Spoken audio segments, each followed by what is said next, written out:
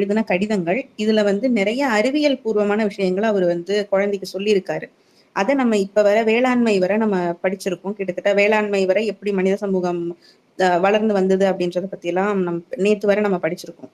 இன்னைக்கு மறுபடியும் அதுல இருந்து இன்னும் சில பகுதிகள் படிச்சுட்டு நம்ம விவாதத்தை ஆரம்பிச்சிடலாம். ஃபர்ஸ்ட் அடுத்த கட்டுரை, ஆரம்ப கால நாகரிகம். இனத்தலைவர்களை பற்றியும் மன்னர்களை பற்றியும் தற்சமயம் போதுமளவு அறிந்து கொண்டாய். இப்போது சற்று பின்னோக்கி சென்று அக்காலத்தில் வாழ்ந்த மக்களை பற்றியும் ஆரம்பகால நாகரிகங்களை பற்றியும் கவனிப்போம்.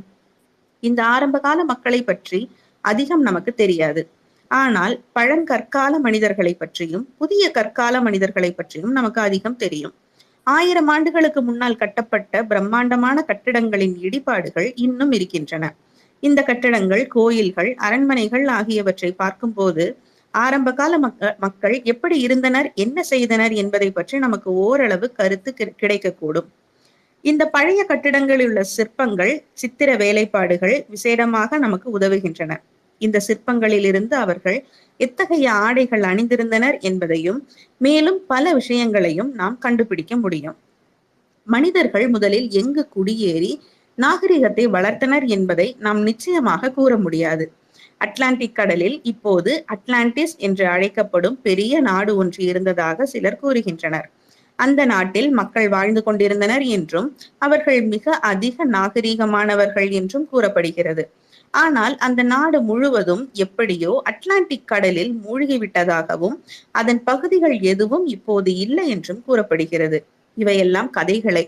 இவற்றுக்கான ஆதாரம் எதுவும் கிடையாது. எனவே இதை இத்துடன் விட்டுவிடலாம். பழங்காலத்தில் அமெரிக்காவில் உயர்ந்த நாகரிகம் நிலவியதாக சிலர் கூறுகிறார்கள். அமெரிக்காவை கொலம்பஸ் கண்டுபிடித்தார் என்று நம்பப்படுவதை நீ அறிவாய். ஆனால் கொலம்பஸ் வருவதற்கு முன் அமெரிக்கா இல்லை என்று அர்த்தமாகாது.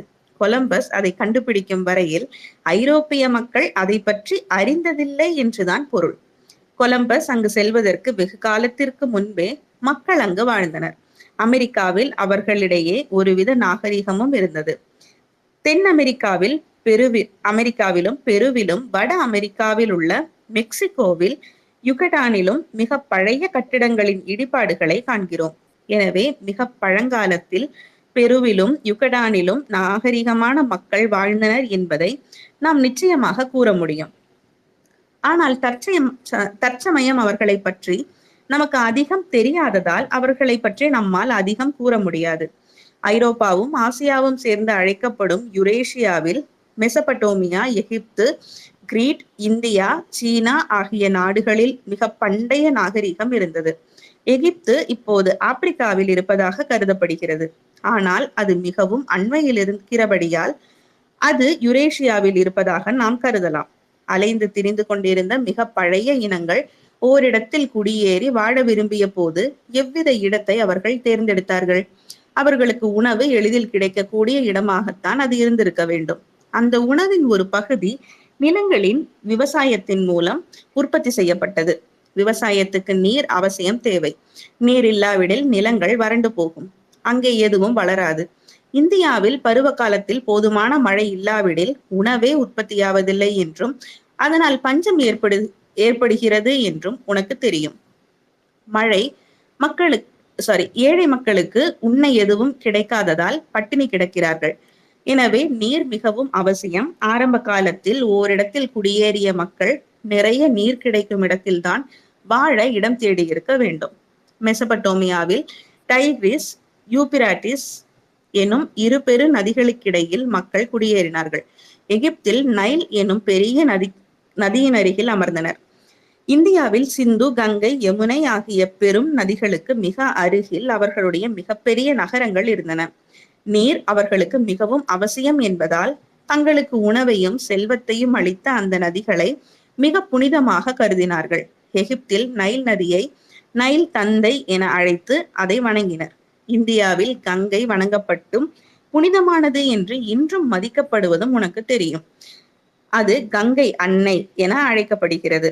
யாத்ரீகர்கள் கங்கா மாயிக்கு ஜே என்று கோஷமிடுவதை நீ கேட்டிருக்கிறாய். இந்த நதிகள் அவர்களுக்கு எவ்வளவு முக்கியமானது என்பதால் அவற்றை மக்கள் வணங்கி வழிபடுவதை புரிந்து கொள்வது மிகவும் எளிது. இந்த நதிகள் அவர்களுக்கு நீரை தருவது மட்டுமில்லாமல் நிலங்களை நன்கு செழிப்பாக கூடிய சக்தியையும் மணலையும் தருகின்றன. நதி நீராலும் சகதியாலும் நதி நீராலும் நிலத்தில் ஏராளமான உணவு கிடைத்தது. எனவே நதிகளை தந்தை என்றும் தாய் என்றும் அழைத்திருக்கலாம். ஆனால் மக்களுக்கு தாங்கள் ஏன் சில காரியங்களை செய்கிறோம் என்பதை மறந்துவிடும் பழக்கம் இருக்கிறது. சிந்திக்காமல் பிறரை அப்படியே கண்மூடித்தனமாக பின்பற்றி கொண்டே இருக்கிறார்கள். உணவையும் நீரையும் தருவதால் நைல் நதியும் கங்கையும் புனிதமானவை என கருதப்படுவதை நாம் நினைவில் கொள்ள வேண்டும். அடுத்த கடிதம், பண்டைய உலகின் பெரும் நகரங்கள். பெரிய நதிகளின் மிக அருகிலும் உணவும் நீரும் ஏராளமாக கிடைக்கும் செழிப்பான படுகைகளிலும் மக்கள் முதலில் குடியேறினார்கள் என்பதை பார்த்திருக்கிறோம். அவர்களுடைய பெரிய நகரங்கள் நதிக்கரைகளில் இருந்தன. புகழ்பெற்ற சில நகரங்களின் பெயர்களை நீ கேள்விப்பட்டிருக்கலாம். மெசபடோமியாவில் பாபிலோன், நினேவே, அசூர் ஆகிய நகரங்கள் இருந்தன. ஆனால் இவையெல்லாம் அழிந்து போய் வெகு காலம் ஆகிவிட்டது. பூமியில் மிகவும் ஆழமாக வெட்டினால் சில சமயம் நகரங்களின் எஞ்சி அழிந்து கிடக்கும் பொருட்களை மக்கள் காண்கிறார்கள். ஆயிரக்கணக்கான ஆண்டுகளில் மண்ணாலும் மணலாலும் அவை முழுமையாக மூடப்பட்டுள்ளன. அவற்றின் சுவடே காணப்பட முடியாது. சில இடங்களில் மூடப்பட்டுள்ள பழைய நகரங்களின் மீது புதிய நகரங்கள் கட்டப்பட்டுள்ளன. இந்த பழைய நகரங்களை பற்றி கண்டுபிடிக்க முயன்று கொண்டிருக்கும் மக்கள் ஆழமாக பூமியில் வெட்ட வேண்டி இருக்கிறது. சில சமயங்களில் ஒன்றின் மேல் ஒன்றாக பல நகரங்களை அவர்கள் கண்டுபிடித்திருக்கிறார்கள். ஒரே சமயத்தில் அவை இவ்வாறு இருந்ததில்லை.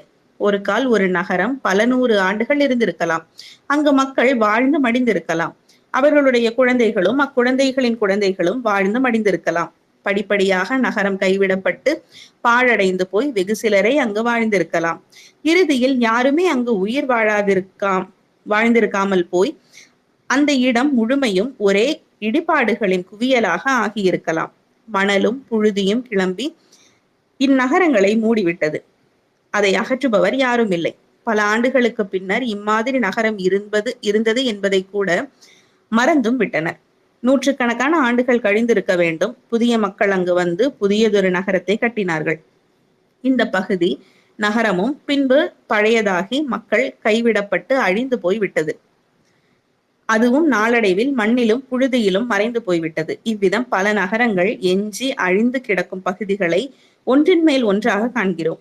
அனைத்தையும் மணல் விரைவில் மூடிவிடுவதால் விசேடமாக அது மணற்பாங்கான இடங்களில் நடந்தது.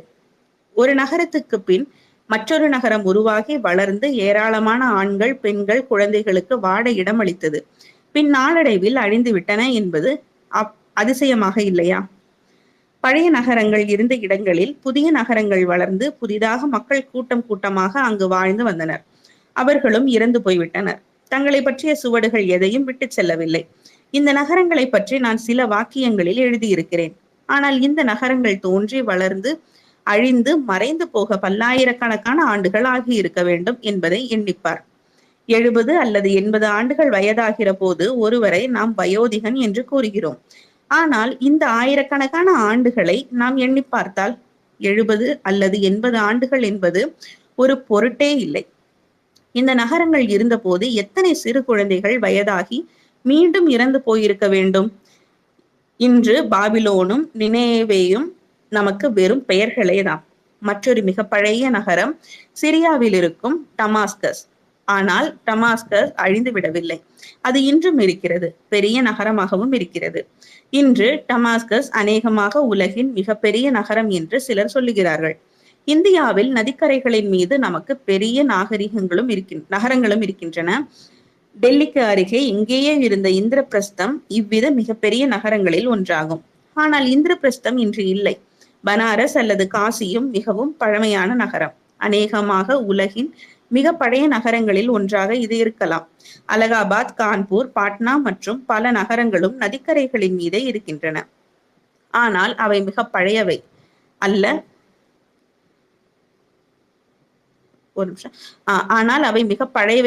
அலகாபாத் எனப்படும் பிரயாகை, பாட்னா எனப்படும் பாடலிபுத்திரம் மிக பழைய நகரங்கள். இவ்விதமே சீனாவில் பண்டைய நகரங்கள் இருக்கின்றன. அடுத்த கடிதம், எகிப்தும் கிரீட்டும். ஆரம்ப காலத்தில் நகரங்களிலும் கிராமங்களிலும் எம்மாதிரியான மக்கள் வாழ்ந்தனர், அவர்கள் நிர்மாணித்த பெரும் கட்டடங்களிலிருந்து அவர்களை பற்றி சற்று நாம் அறியக்கூடும். அவர்கள் விட்டு சென்ற கற்பலகைகளின் மீதுள்ள வாசகங்களிலிருந்தும் அறிய முடியும். அந்த காலத்தை பற்றி நமக்கு அறிவிக்கக்கூடிய சில பண்டைய நூல்களும் உள்ளன. எகிப்தில் புகழ்பெற்ற பிரமிடுகளும் ஸ்பிங்ஸ்களும் லக்சர் மற்றும் பிற இடங்களில் உள்ள ஏராளமான கோயில்களின் இடிபாடுகளும் இருக்கின்றன. சூயஸ் கால்வாய் வழியாக நாம் சென்றபோது அவை மிக தொலைவில் இல்லாவிடினும் அவற்றை நீ பார்க்கவில்லை. ஆனால் அவற்றின் படங்களை நீ பார்த்திருக்கிறாய். அநேகமாக அவற்றின் படங்கள் கொண்ட தபால் அட்டைகள் உன்னிடம் இருக்கும். ஸ்பிங்ஸ் ஒரு பெண்ணின் தலையை கொண்டதொரு சிங்கத்தின் உருவமாகும். அது பிரம்மாண்டமானது. அது ஏன் செய்யப்பட்டது என்றும் எதை குறிக்கிறது என்றும் யாருக்கும் தெரியாது. அப்பெண்ணின் முகத்தில் ஒரு அதிசய புன்னகை தென்படுகிறது. அப்புன்னகையின் காரணம் என்னவாக இருக்கும் என்று மக்கள் ஆச்சரியப்படுகின்றனர். ஒருவன் ஸ்பிங்ஸ் போன்று இருக்கின்றான் என்றால் அவனை பற்றி நமக்கு ஒன்றும் புரியவில்லை என்று பொருள். பிரமிடுகள் பிரம்மாண்டமான கட்டடங்கள் தான். அவை உண்மையில் ஃபாரோக்கள் என்று கூறப்பட்ட எகிப்தின் பழம் மன்னர்களின் கல்லறைகள் தான். லண்டனில் இருக்கும் பிரிட்டிஷ் அருங்காட்சியகத்தில் தைலமிடப்பட்டு பாதுகாக்கப்பட்ட எகிப்திய பிணங்களை பார்த்தது உனக்கு நினைவிருக்கிறதா? மம்மி என்பது ஒரு மனிதன் அல்லது ஒரு மிருகத்தின் சடலம்தான். அழுகி போகாமல் அதை பாதுகாப்பதற்காக தைலங்களையும் வாசனை திரவியங்களையும் கலந்து அதில் சேர்த்திருக்கின்றனர். ஃபாரோக்கள் இறந்தபோது அவர்களுடைய சடலங்கள் மேற்கண்ட விதம் தைலமிடப்பட்டு மம்மிக்களாக்கப்பட்டன. இந்த பிரமிடுகளுக்குள் வைக்கப்பட்டுள்ளன. அவற்றின் அருகில் தங்கம், வெள்ளி இவற்றாலான நகைகள், மேசை, நாற்காலி போன்றவை, உணவு ஆகியவை வைக்கப்பட்டுள்ளன. ஏனெனில் மரணத்திற்கு பிறகு அவர்களுக்கு அவை தேவையாயிருக்கும் என்று கருதப்பட்டது. இன்று 2-3 ஆண்டுகளுக்கு முன் இந்த பிரமிடுகள் ஒன்றில் டுடன்காமன் எனும் பெயர் கொண்ட ஃபாரோவின் சடலத்தை சிலர் கண்டனர். அச்சடலத்தின் அருகே அழகும் மதிப்பும் மிக்க பல பொருட்கள் இருந்தன. பாசனத்திற்கும் விவசாயத்திற்கும் தேவைப்படும் நீருக்காக நல்ல காய்வாய்களையும் ஏரிகளையும் அந்த காலத்தில் எகிப்திலும் வெட்டினார்கள். விசேடமாக மெரீடு ஏரி புகழ் பெற்றது. இந்த கால்வாய்களையும் ஏரிகளையும் புகழ்பெற்ற பிரமிடுகளையும் உண்டாக்குவதற்கு சிறந்த பொறியாளர்கள் இருந்திருக்க வேண்டும். கிரீட் அல்லது காண்டியா எனும் சிறிய தீவு மத்திய தரைக்கடலில் இருக்கிறது. போர்ட் செயிட்டிலிருந்து வெனிஸ் நகருக்கு போகும்போது அதன் அருகிலேயே நாம் சென்றோம். பழங்காலத்தில் இந்த சிறிய தீவில் சிறந்த நாகரிகம் நிலவியது. கிரீட்டில் இருக்கும் நாசாஸ் எனும் இடத்தில் மிகப்பெரிய அரண்மனை ஒன்று இருந்தது. அவற்றின் இடிபாடுகள் இன்னும் உள்ளன. இந்த அரண்மனையில் குளியலறைகளும் நீர்க்குழாய்களும் இருந்தன. அறியாத சில மக்கள் அவற்றை நவீன கண்டுபிடிப்புகள் என்று எண்ணுகின்றனர். அழகிய மண்பாண்டங்கள், சிறிய பஸ்கள், ஓவியங்கள், அழகிய உலோகம் மற்றும் தந்தம் இவற்றாலான கைவினை பொருட்கள் ஆகியவையும் இருந்தன. இந்த சிறிய கிரீட் தீவில் மக்கள் அமைதியாக வாழ்ந்து பெரும் முன்னேற்றத்தை அடைந்தனர். எதை தொட்டாலும் அப்பொருள்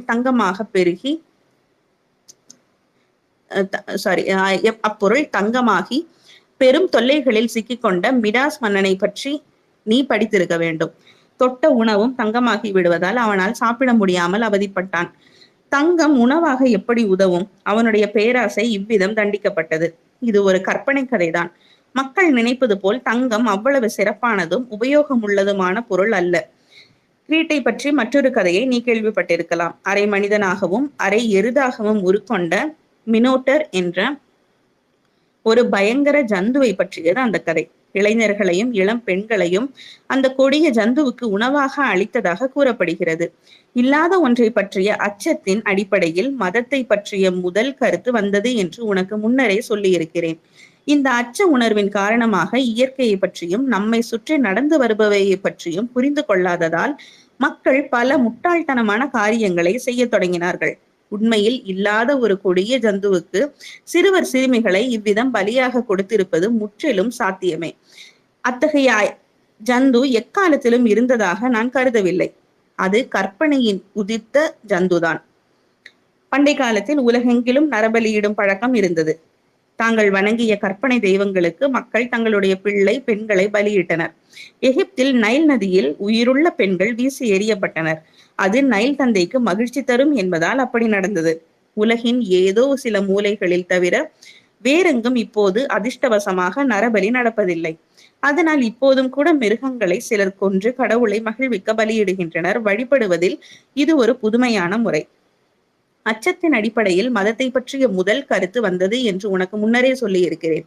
அந்த அச்ச உணர்வின் காரணமாக இயற்கையை பற்றியும் நம்மை சுற்றி நடந்து வருபவையை பற்றியும் புரிந்து கொள்ளாததால் மக்கள் பல முட்டாள்தனமான காரியங்களை செய்ய தொடங்குகிறார்கள். ஓகே, அந்த போர்ஷன் அதோட முடிஞ்சது.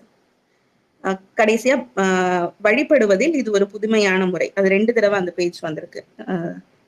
ஓகே, முடிஞ்சது. இந்த ரீடிங் முடிஞ்சது. கோமதி மேம், நீங்க படிச்சுறீங்களா அடுத்து?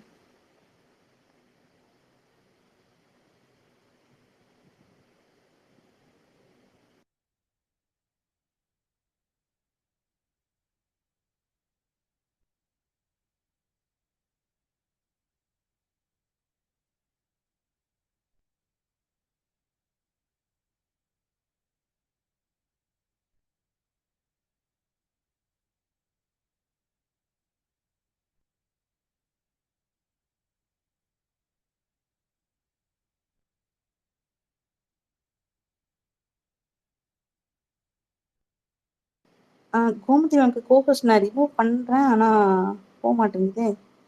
போயிட்டாங்க.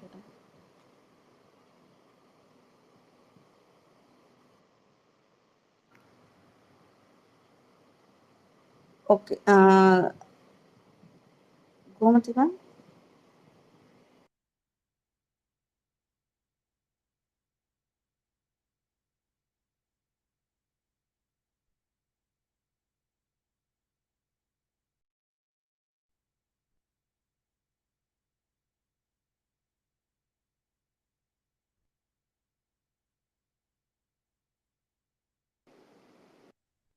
எனக்கு வெளியில தூக்கிடுச்சு, உள்ள வர முடியல. நான் அதனாலதான் வெயிட் பண்ணிட்டு இருந்தேன். சரி சரி மேம். அடுத்த தலைப்பு சீனாவும் இந்தியாவும். ஆரம்பகால நாகரிகம் மெசபடோமியா, எகிப்து மற்றும் மத்திய தரைக்கடலில் உள்ள சிறிய கிரீட் தீவு ஆகிய இடங்களில் உருவாகி வளர்ந்தது என்று பார்த்தோம். அதே காலத்தில் சீனாவிலும் இந்தியாவிலும் உயர்ந்த நாகரிக வாழ்க்கை முறைகள் ஆரம்பித்து தமக்கே உரிய வழியில் வளர்ந்தன. மற்ற இடங்களைப் போல சீனாவில் பெரிய நதிகளின் படுகைகளில் மக்கள் குடியேறினர். அவர்கள் வெண்கலத்திலும் பின்னர் இரும்பிலும் அழகிய பாத்திரங்களை செய்தனர். கால்வாய்களிலும் அழகிய கட்டடங்களிலும் உண்டாகின. புதிய எழுத்து முறையை உருவாக்கியது.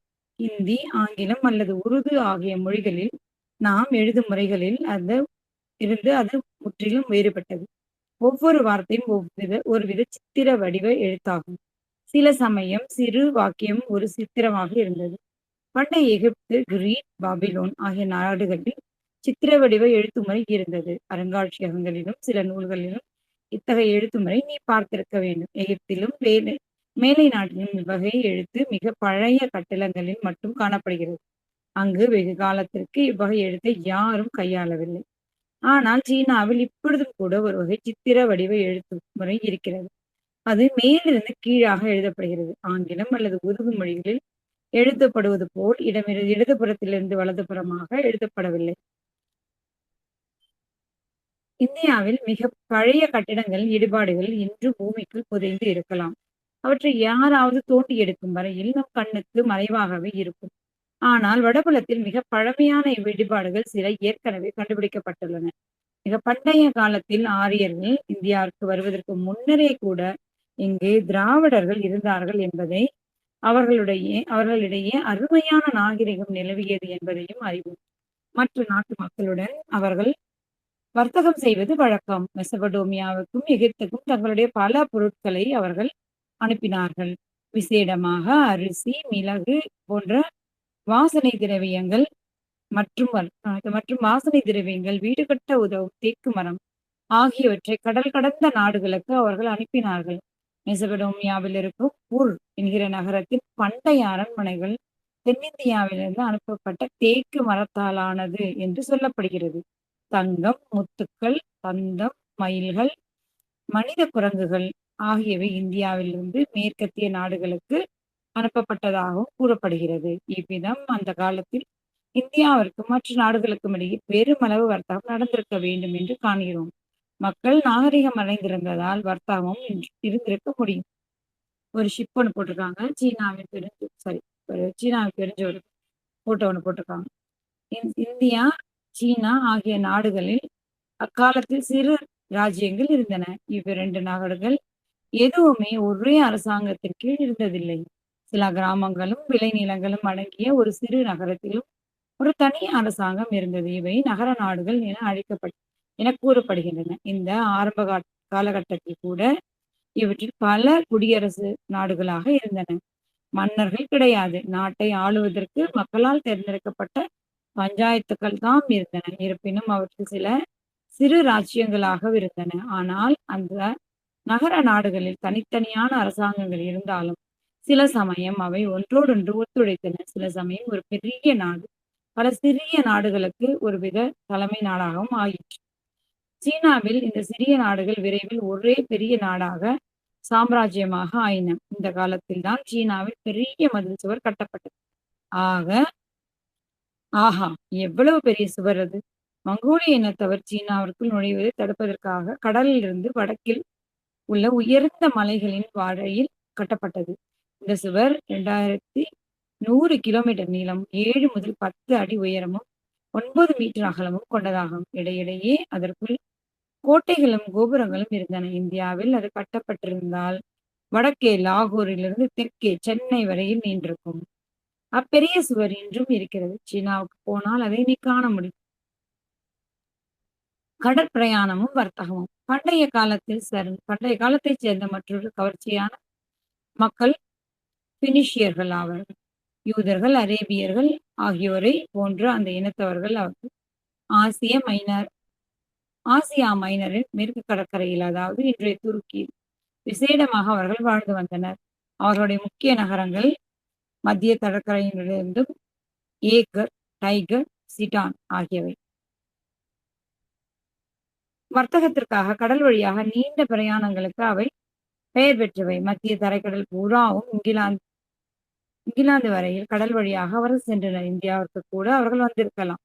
கடல் பிரயாணம், வர்த்தகம் ஆகிய இரு பெரும் நடவடிக்கைகளின் சுவையான ஆரம்பத்தை இப்பொழுது பார்ப்போம். இன்று நீ காண்பது போல அந்த காலத்தில் சிறந்த கப்பல்கள் இல்லைதான். முதலில் அமைக்கப்பட்ட கப்பல்கள் குடைந்தெடுக்கப்பட்ட சாதாரண மரத்தின் அடிப்பாகங்களாகத்தான் இருந்திருக்க வேண்டும். துடுப்புகளும் சில சமயம் காற்றை சமாளிக்க பாய்களும் உபயோகப்படுத்தப்பட்டன. அந்த காலத்தில் கடற்பிரயாணம் மிகவும் சுவையாகவும் எழுச்சி ஊட்டுவதாகவும் இருந்திருக்க வேண்டும். துடுப்புகள் பாய்களுடன் சிறு படகில் அரேபிய கடலை தாண்டுவது கற்பனை செய்து பார். அதில் இங்கங்கே நகர்வதற்கு மிகவும் குறைவான இடம்தான் இருந்திருக்க வேண்டும். சிறிதளவு காற்று அடித்தாலும் சுருண்டு புரண்டு கவிழ்ந்து விட்டிருக்க வேண்டும். பல சமயங்களில் மூழ்கி போயும் இருக்கும். கடலில் ஒரு படகில் செல்ல தைரியமுள்ளவர்களே துணிவர். அவ்விதம் துணிவது ஆபத்து நிறைந்தது. மாத கணக்கில் சில சமயம் தரையை பார்க்க முடியாது. நடுக்கடலில் உணவு கையிருப்பு குறைந்து விட்டார். கடலில் மீன் பிடிக்கவோ அல்லது பறவை ஒன்றை பிடிக்கவோ செய்தால் ஒழிய உணவு ஏதும் கிடைக்காது. கடல் பயணம் அபாயமும் சாகச செயல்களும் நிரம்பியது. கடல் பயணம் பழைய காலத்தில் மாலுமிகளை பற்றியும் கடலில் நடந்த அதிசய சம்பவங்கள் பற்றி பல கதைகள் உண்டு. ஆனால் ஆபத்துகளையும் மீறி கடலை கடந்து மக்கள் பிரயாணம் செய்தனர். துணிச்சலான காரியங்கள் செய்வதை விரும்பியதால் சிலர் அப்படி செய்தார்கள். ஆனால் பெரும்பாலானவர்கள் தங்கத்தின் மீதும் பணத்தின் மீதும் தங்களுக்குள்ள ஆசையால் செய்தார்கள். அவர்கள் வர்த்தகம் செய்வதற்காக பொருட்கள் வாங்கவும் விற்கவும் செல்கிறார்கள். அவ்விதம் பணம் சம்பாதித்தார்கள். இப்பதான் ஒரு கப்பலோட படம் போட்டிருக்காங்க. வர்த்தகம் என்பது என்ன? அது எப்படி ஆரம்பித்தது? என்று பெரிய கடைகளை நீ பார்க்கிறாய். அவற்றில் சென்று நீ விரும்பியவற்றை வாங்குவது மிகவும் சுலபம். ஆனால் நீ வாங்கும் பொருட்கள் எங்கிருந்து வருகின்றன என்பதை எப்பொழுதாவது சிந்தித்து பார்த்திருக்கிறாயா? அலகாபாத்தில் கடை ஒன்றில் ஒரு கம்பளத்தை நீ வாங்கினால் அது காஷ்மீரத்திலிருந்து இங்கு வந்திருக்கலாம். அந்த கம்பளம் காஷ்மீர் அல்லது லடாக்கின் மலைகளில் உள்ள ஆடுகளின் உடலில் வளர்ந்திருக்கலாம். நீ வாங்குகிற பற்பசை அமெரிக்காவிலிருந்தும் கப்பல்களிலும் ரயில் வண்டிகளிலும் வந்திருக்கலாம். இவ்விதமே சீனா, ஜப்பான் அல்லது பாரிஸ், லண்டன் விடங்களிலிருந்து செய்யப்பட்ட பொருட்களை நீ வாங்கலாம். இங்குள்ள கடை வீதியில் விற்கப்படும் வெளிநாட்டு துணியை பற்றி சிந்தித்துப் பார். இந்தியாவில் வளர்ந்த பருத்தி பஞ்சு இங்கிலாந்திற்கு அனுப்பப்படுகிறது. ஒரு பெரிய நூற்பாலை அதை வாங்கி சுத்தம் செய்து நூலாக்கி பின்னர் துணியாக செய்து இந்த துணி மறுபடியும் இந்தியாவுக்கு வந்து கடை வீதியில் விற்கப்படுகிறது. விற்பனைக்கு வருவதற்கு முன் அது எத்தனை 1000 மைல்கள் முன்னும் பின்னுமாக பிரயாணம் செய்திருக்கிறது தெரியுமா? இந்தியாவில் விளையும் பருத்தி பஞ்சு துணியாக செய்யப்பட இங்கிருந்து இங்கிலாந்து சென்று திரும்பி வர வேண்டும் என்பது மிகவும் முட்டாள்தனமானது. நேரம், பணம், சக்தி ஆகியவை எவ்வளவு விரயமாகின்றன. இந்தியாவிலேயே அந்த பருத்தி பஞ்சை துணியாக்குவதற்கு மிகவும் விலை குறைவாகவும் நல்லதாகவும் இருக்க வேண்டும். நாம் வெளிநாட்டு துணியை வாங்கவோ அல்லது அணியவோ செய்வதில்லை என்பது உனக்கு தெரியும். நம்மால் இயன்ற வரையில் நம் சொந்த நாட்டிலேயே செய்யப்பட்ட பொருட்களை வாங்குவது அறிவுள்ள செயல் என்பதால் நாம் கதர் துணியை அணுகிறோம். நூலை நூற்று நெசவு செய்யும் ஏழை மக்களுக்கு இவ்விதம் உதவும் வகையிலும் நாம் கதர் துணிகளை வாங்கி அணுகிறோம். வர்த்தகம் என்பது மிகவும் சிக்கலானது என்பதை இப்பொழுது அறிந்து கொள்கிறாய். பெருங்கப்பல்கள் ஒரு நாட்டிலிருந்து மற்றொரு நாட்டிற்கு பொருட்களை எப்பொழுதும் ஏற்றி சென்று கொண்டிருக்கின்றன. ஆனால் அது எப்பொழுதும் அப்படி இருக்கவில்லை. ஆரம்ப காலத்தில் மனிதன் ஓரிடத்தில் குடியேறி அமர்த்தப்படும் வர்த்தகம் என்பதே கிடையாது. மனிதன் விரும்பிய ஒவ்வொன்றையும் அவனை தேடி பெற வேண்டும் அல்லது அவனே செய்து கொள்ள வேண்டும். அப்பொழுது அவன் எதையும் அதிகம் விரும்பியதில்லைதான். முன்னரே நான் சொன்னபடி மனித இனத்திலேயே உழைப்பும் பங்கீட்டு முறையும் தோன்றியது. வெவ்வேறு விதமான பணிகளை செய்து வெவ்வேறு வகையான பொருட்களை அவர்கள் செய்தனர். சில சமயங்களில் ஓர் இனத்தவரிடம் ஒரு பொருள் ஏராளமாகவும் மற்றொரு இனத்தவரிடம் மற்றொரு பொருள் ஏராளமாகவும் இருந்திருக்கலாம். அப்பொழுது அவர்கள் பண்டங்களை மாற்றிக் கொள்வது இயல்பே ஆகும். உதாரணமாக ஒரு இனத்தை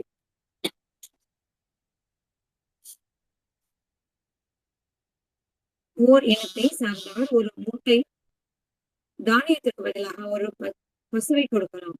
அக்காலத்தில் பணம் என்பது கிடையாது. பண்டங்கள் ஒன்றோடொன்றை மாற்றிக்கொள்ளத்தான் முடிந்திருக்கும். இவ்விதம் பண்ட மாற்றம் ஏற்பட்டது. அது சற்று சங்கடமாகவே இருந்திருக்க வேண்டும். ஒரு மூட்டை தானியத்தையோ அல்லது வேறு எதையோ பெறுவதற்காக ஒரு பசுவையோ அல்லது ஒரு ஜோடி ஆடுகளையோ ஒரு எடுத்து செல்ல வேண்டியிருந்தது. ஆனால் அப்படி இருந்து வர்த்தகம் ஏற்பட்டு வளர்ந்தது. தங்கமும் வெள்ளியும் கண்டுபிடிக்கப்பட்ட போது மக்கள் வர்த்தகத்துக்காக அவற்றை உபயோகப்படுத்த ஆரம்பித்தனர்.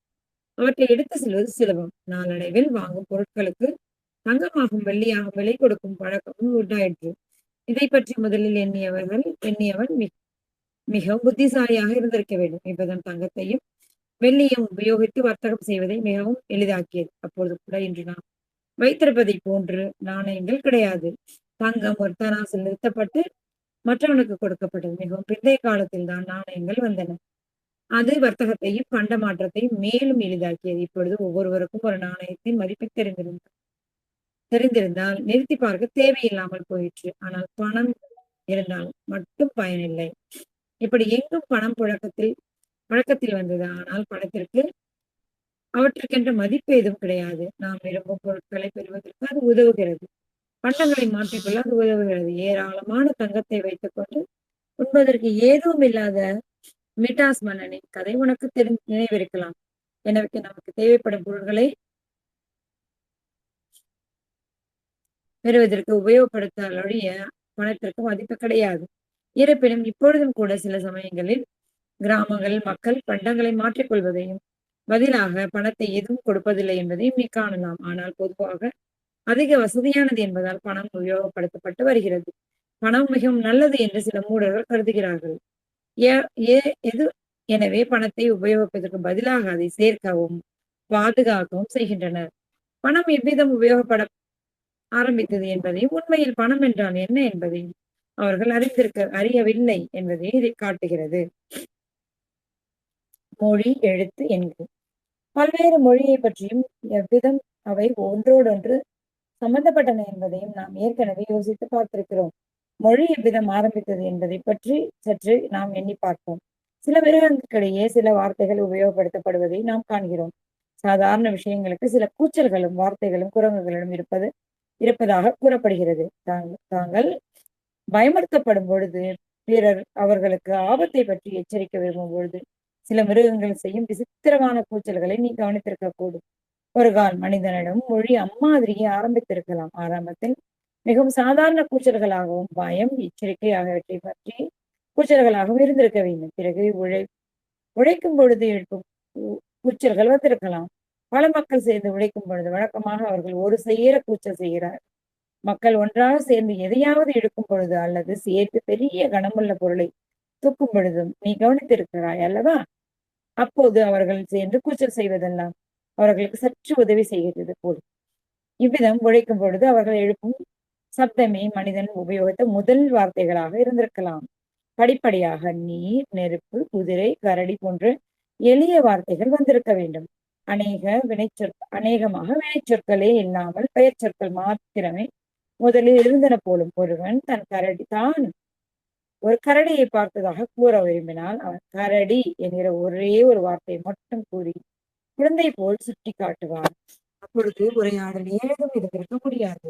மொழி வளர்ந்து அடுத்த சில வாக்கியங்களும் சிறிய வாக்கியங்களும் பிறகு பெரிய வாக்கியங்களும் வந்தன. அநேகமாக எந்த காலத்திலும் வெவ்வேறு பல மக்களிடையே ஒரே ஒரு மொழி மட்டும் இருந்ததில்லை. ஆனால் எப்பொழுதோ வெவ்வேறு மொழிகள் அதிகம் பல இருந்திருக்க முடியாது. முன்னரே கூறியபடி பிறகு சில மொழிகள் வந்தன. அவை ஒவ்வொன்றும் ஒரு பெரிய மொழிகளின் குடும்பத்தை வளர்த்தது. ஆரம்ப நாகரிக காலத்தின் பொழுது மொழி ஏற்கனவே பெரிதும் வளர்ந்து விட்டிருந்தது. பல பாடல்கள் இருந்தன. கவிகளும் பாடகர்களும் அவற்றை பயன்படுத்துவது வழக்கம். அக்காலத்தில் அதிக நூல்கள் கிடையாது. எனவே மக்கள் அதிகம் நினைவில் வைத்துக் கொள்ள வேண்டியிருந்தது. செய்யுட்களை நினைவில் வைத்திருப்பது அதிக சுலபமானது. ஆதலால் ஆரம்ப கால நாகரிகத்தில் நிலவிய எல்லா நாடுகளும் செய்யுட்களும் கதை பாடல்களும் மக்களால் மிகவும் விருப்பப்பட்டிருப்பதை காண்கிறோம். இந்த இறந்த வீரர்களின் புகழை பற்றி பாடுவதற்கு பாடகர்களும் கவிகளும் விசேடமாக விரும்பினார்கள். அக்காலத்தில் மக்கள் சண்டை போடுவதில் அதிக விருப்பம் கொண்டிருந்தார். அதனால் பாடல்கள் சண்டையில் காட்டிய தீரத்தை பற்றி இருக்கும். இந்தியாவிலும் மற்ற நாடுகளிலும் இதை காண்கிறோம். எழுத்தின் ஆரம்பமும் சுவையானது. சீனர்கள் எழுத்தை பற்றி குறிப்பிட்டிருந்தேன். எல்லா எழுத்து சித்திரங்களிலும் ஆரம்பித்திருக்க வேண்டும். ஒரு மயிலை பற்றி ஏதோ ஒரு கூற விரும்பும் ஒருவன் மயிலின் சித்திரம் ஒன்றை வரைய முயலுகிறார். இவ்விதம் ஒருவரால் அதிகம் எழுதிவிட இயலாது. நாளடைவில் சித்திரங்கள் மேலும் சுலபமானதாக ஆகியிருக்கும். இதை அடுத்த எழுத்துக்கள் உருவாக்கப்பட்டிருக்கும். இதனால் எழுதுவது மிகவும் எளிதாகி முன்னேற்றம் விரைவாக ஏற்பட்டிருக்கும். எண்களும் எண்ணிக்கையும் பெரிய கண்டுபிடிப்பாகத்தான் இருந்திருக்க வேண்டும். எண்கள் இல்லாமல் எந்த ஒரு காரியம் எப்படி நடந்திருக்க கூடும் என்பதை கற்பனை செய்வது கடினமானது. எண்களை கண்டுபிடித்தவன் ஒரு மேதாவியாக, புத்தி கூர்மை அதிகமுள்ளவனாக இருந்திருக்க வேண்டும். முதலில் ஐரோப்பிய எண்கள் விகாரமாக இருந்தன. ரோமன் எண்கள் என்றால் என்னவென்று உனக்கு தெரியும். ரோமன் லெட்டர்ஸ் போட்டிருக்காங்க. 1 2 3 4 10 வரைக்கும் என்னும் எழுத்துக்களைத்தான் குறிப்பிடுகிறேன். ஐரோப்பியர்களின் மூலம் ஐரோப்பாவில் இருந்த மக்கள் அவற்றை தெரிந்து கொண்டால் அவர்களுக்கு அரேபிய எண்கள் என்று பெயர். ஆனால் அரேபியர்களே இவற்றை இந்தியர்களிடம் தான் கற்றுக்கொண்டனர். எனவே அவை இந்திய எண்கள் என்று கூறுவதே சரியாக இருக்கும். நான் மிக வேகமாக செல்கிறேன். இன்னும் அரேபியர்களை பற்றி தெரிந்து கொள்ளவில்லை அல்லவா?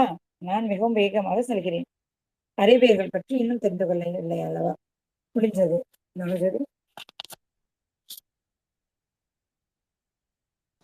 நன்றி கோமதி மேம். இன்னைக்கு ஒரு அந்த எண் எழுத்துக்கள் வர வந்துட்டாரு. கரெக்டா அதே அந்த சேப்பியன்ஸோட வரிசையிலேயே வர மாதிரிதான் இருக்கு. ரொம்ப சூப்பரா இதுவரை வந்தாச்சு. இன்னும் ஒரு கிட்டத்தட்ட ஒரு 30 பேஜ் இருக்கும் நினைக்கிறேன். மறுபடியும் 30 இல்ல 20 பேஜஸ் இருக்கும். அதோட இந்த புத்தகமும் முடிஞ்சிடும். வாசிப்பு இன்னையோட வாசிப்பு முடிஞ்சது. தோழர்கள் யாராவது பேசுறீங்கன்னா ரெக்வஸ்ட் கொடுங்க, நம்ம பேசலாம். காளி, இப்ப பேச முடியுமா உங்களுக்கு? இல்லடா, எனக்கு யாராவது பேசிருங்க. 15 மினிட்ஸ் ஆகும் கண்டிப்பா. ஓகே காளி.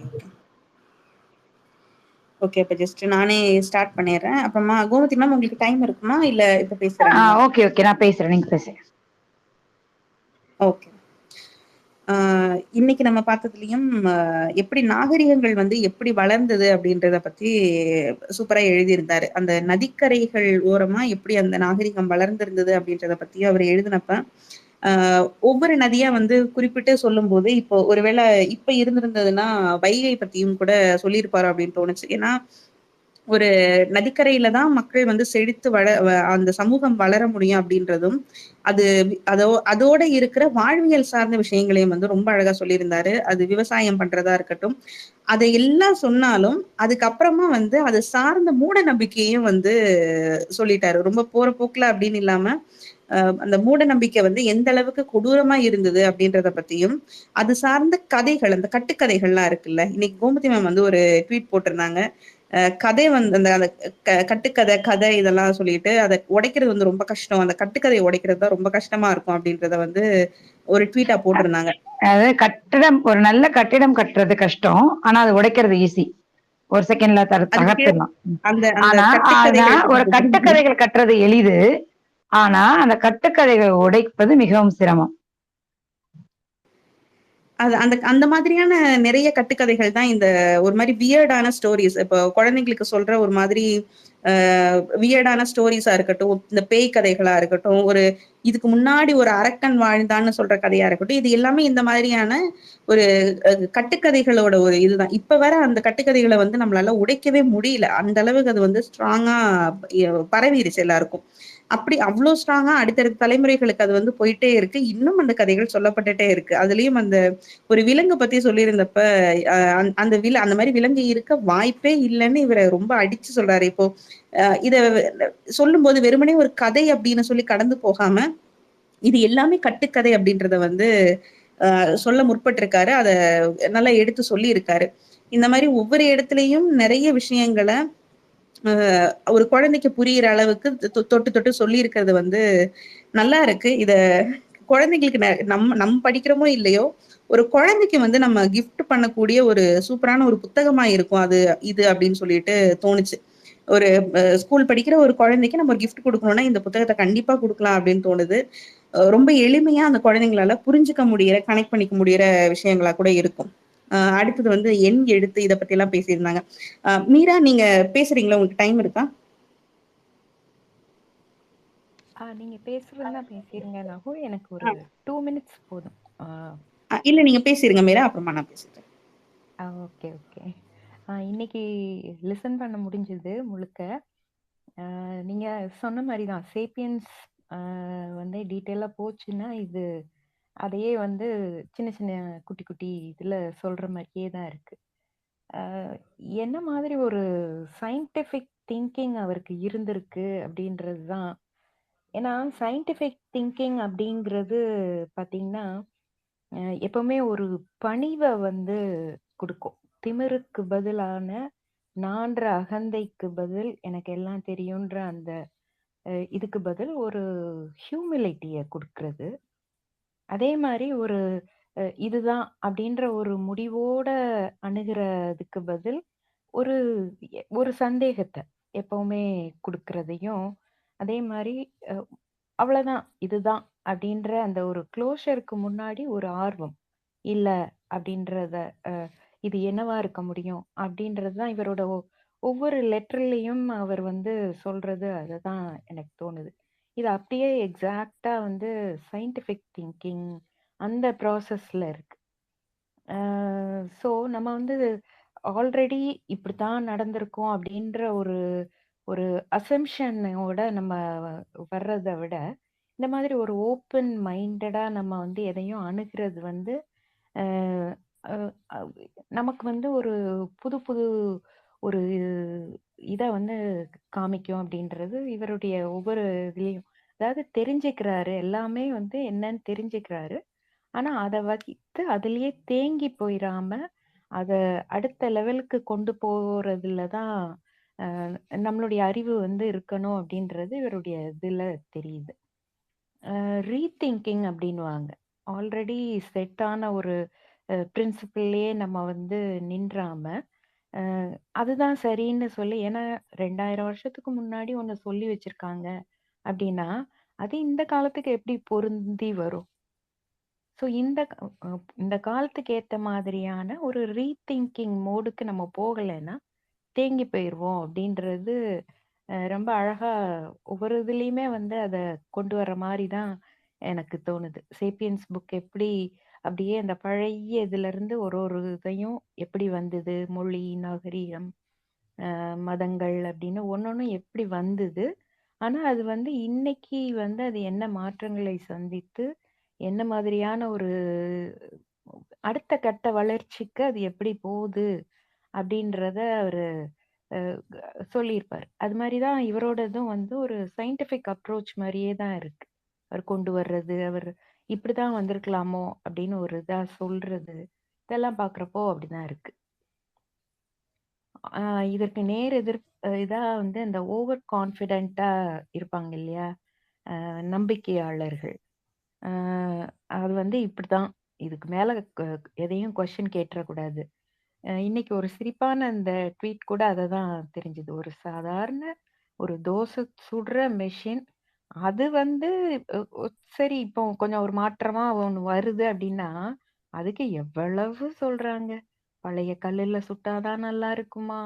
பழைய மெத்தட்ல சுட்டா தான் நல்லா இருக்குமா? அதுல உங்களுக்கு வந்த காமெண்ட்ஸ் தான் ரொம்ப ரொம்ப சிரிப்பு நாகு.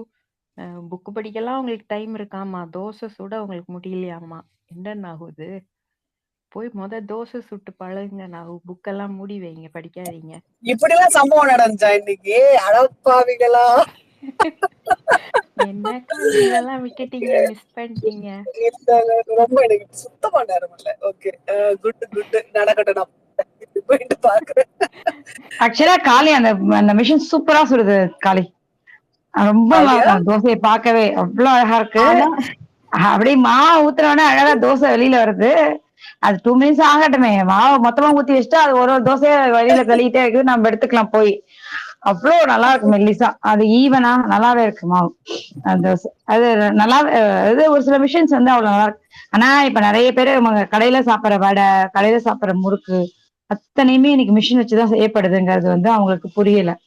அது அதாவது மனுஷன் செஞ்சாதான் அன்பு, ஆதரவு, அப்புறம் வெங்காயம் எல்லாத்தையும் கொட்டி செஞ்சாதான் நல்லா இருக்கும்னு சொல்லுவாங்க.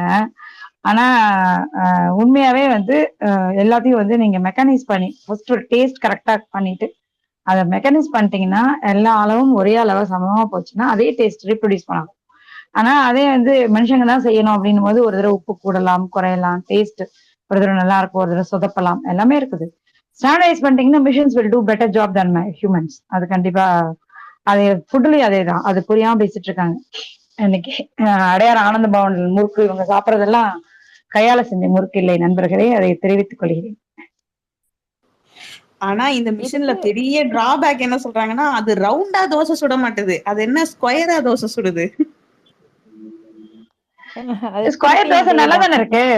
ஸ்கொயர் தோசை நல்லா தானே இருக்கு. நம்மளால மனுஷனுக்கு வந்து கை வந்து ஸ்கொயரா அப்படி தேய்க்க முடியாது, அது நமக்கு இருக்க டிசபிலிட்டி. அந்த மிஷின் வந்து it's better able than as. அது ஏப்பா சர்ஜரி பண்றதுக்கு ரோபோட்டிக்ஸ் வச்சு சர்ஜரி பண்ணா முதல்ல அங்கதான் போய் நிப்பாங்க. ஏன்னா அது வந்து மைக்ரோ மில்லிமீட்டர் அளவுல கரெக்டா பார்த்து எல்லாத்தையும் பண்ணும் அப்படிங்கிறதுக்காக. ஆனா ரோபோட்டிக்ஸ் இது ஒரு மினி ரோபோட்டிக்ஸ் தானே இது. இது வச்சு நீங்க தோசை சுட்டா மட்டும் ஒத்துக்க மாட்டாங்க. இது எப்படி இருக்குது? திங்கிறதுல மட்டும் மக்கனையா வேணும், அதான் மேட்ரு. அதுவும் அது யாரையாவது கிடையாது, அது அடக்குமுறை கிடையாது. பண்ணி வேணும். எக்ஸாக்டா நம்ம அடக்குமுறை பண்ணி ஆமா. வேணும். இவங்களுக்கு என்ன சுதந்திரம் கிடைச்சிரும் போல் இருக்குன்ற ஒரு பக்குவம். ஆக்சுவலா இது வந்து பெண்களுக்கான சுதந்திரம் என்கிறத விட இது ஆண்களுக்கான சுதந்திரம். அதையே புரிஞ்சுக்கலாம் அந்த முட்டாளுங்க. ஏதாவது ஒரு இடத்துல தனியா இருக்காங்கன்னு வச்சுக்கீங்களேன் மாட்டிக்கிட்டு. பல பேர் வந்து பொண்டாட்டிய திட்டிக்கிட்டே பொண்டாட்டி கூட இருக்கிறது கார்ல சாப்பாடு. நீங்க பேசும்போது நடுவுல நான் இல்ல இல்ல பரவாயில்ல பரவாயில்ல. இல்ல இல்ல நானே இன்னைக்கு இத சொல்றதுக்கு மாத்திரம்தான் வந்தேன். தோசை சுடுறதுல இவ்வளவு பிரச்சனையாப்பா உங்களுக்கு அப்படின்னு அதுக்கு தான் வந்ததே. இது தோசை வெண்டிங் மிஷின்ஸ் கூட வந்துச்சு, ஆனா ஃபெயிலியர் ஆயிடுச்சு. அது பண்ண முடியல அப்படின்னு ஏதோ இதுல விட்டாங்க. பட் இதாவது வாங்கி வச்சுப்போம். இது ஒண்ணு வர்றப்பவும் இதே தானே சொல்றாங்க. அம்மியில அரைச்சாதான் நல்லா இருக்கும்னு வாங்க, கைட்டு துவைக்கணும்னு வாங்க, விறகடுப்புல சமைக்கணும்னு வாங்க. அது மாதிரி ஒவ்வொருத்தரும் இது சொல்லிட்டே தான் இருப்பாங்க. அது அவங்களையெல்லாம் விட்டுட்டு மெஷின் சீக்கிரமா மார்க்கெட்க்கு வந்தா நல்லா இருக்கும். நன்றி நன்றி மீரா. ரொம்ப ஒண்ணே அழகா ஒண்ணு மட்டும் தான் சொல்லல இன்னும். குடத்தை தூக்கிட்டு போயிட்டு சொன தண்ணி எடுத்துட்டு வந்து அல்ல ஆத்து தண்ணி எடுத்துட்டு வந்து கொடுத்தாதான் நாங்க குடிப்போம்ன்ற மட்டும் இன்னும் சொல்லல. மத்ததெல்லாம் சொல்லிட்டாங்க. சொல்லியிருப்பாங்க கோமதி, நமக்கு தெரியாம ஆத்துல இருக்கலாம். தண்ணி அதுக்கு இருந்தா சொல்லிருப்பாங்க. இப்ப இருக்கிற ஆத்துல இல்ல குளத்துல அப்படி சொன்னா நல்லா இருக்கும். கூவத்திலேயே அடையாறுலயும் தண்ணி புடிச்சு வந்து கொடுத்து குடிங்கப்பான்னு சொல்லிட்டு போயிடலாம் நம்ம. நான் ஆர்வ தண்ணி குடிச்சுக்கிறேன் கிரவுண்ட் வாட்டர் எடுத்து, நீ குடிச்சுக்கோ நேரா குளத்தை போய் புடிச்சிட்டு வந்து தரேன்னு சொல்லிட்டு. அதான் அந்த கெட்டு போச்சுங்கிறதுனாலதான் அது சொல்ல மாட்டேங்கிறாங்க. இல்லைன்னா அதையும் சொல்லுவாங்க அதாவது கிராமங்கள்ல.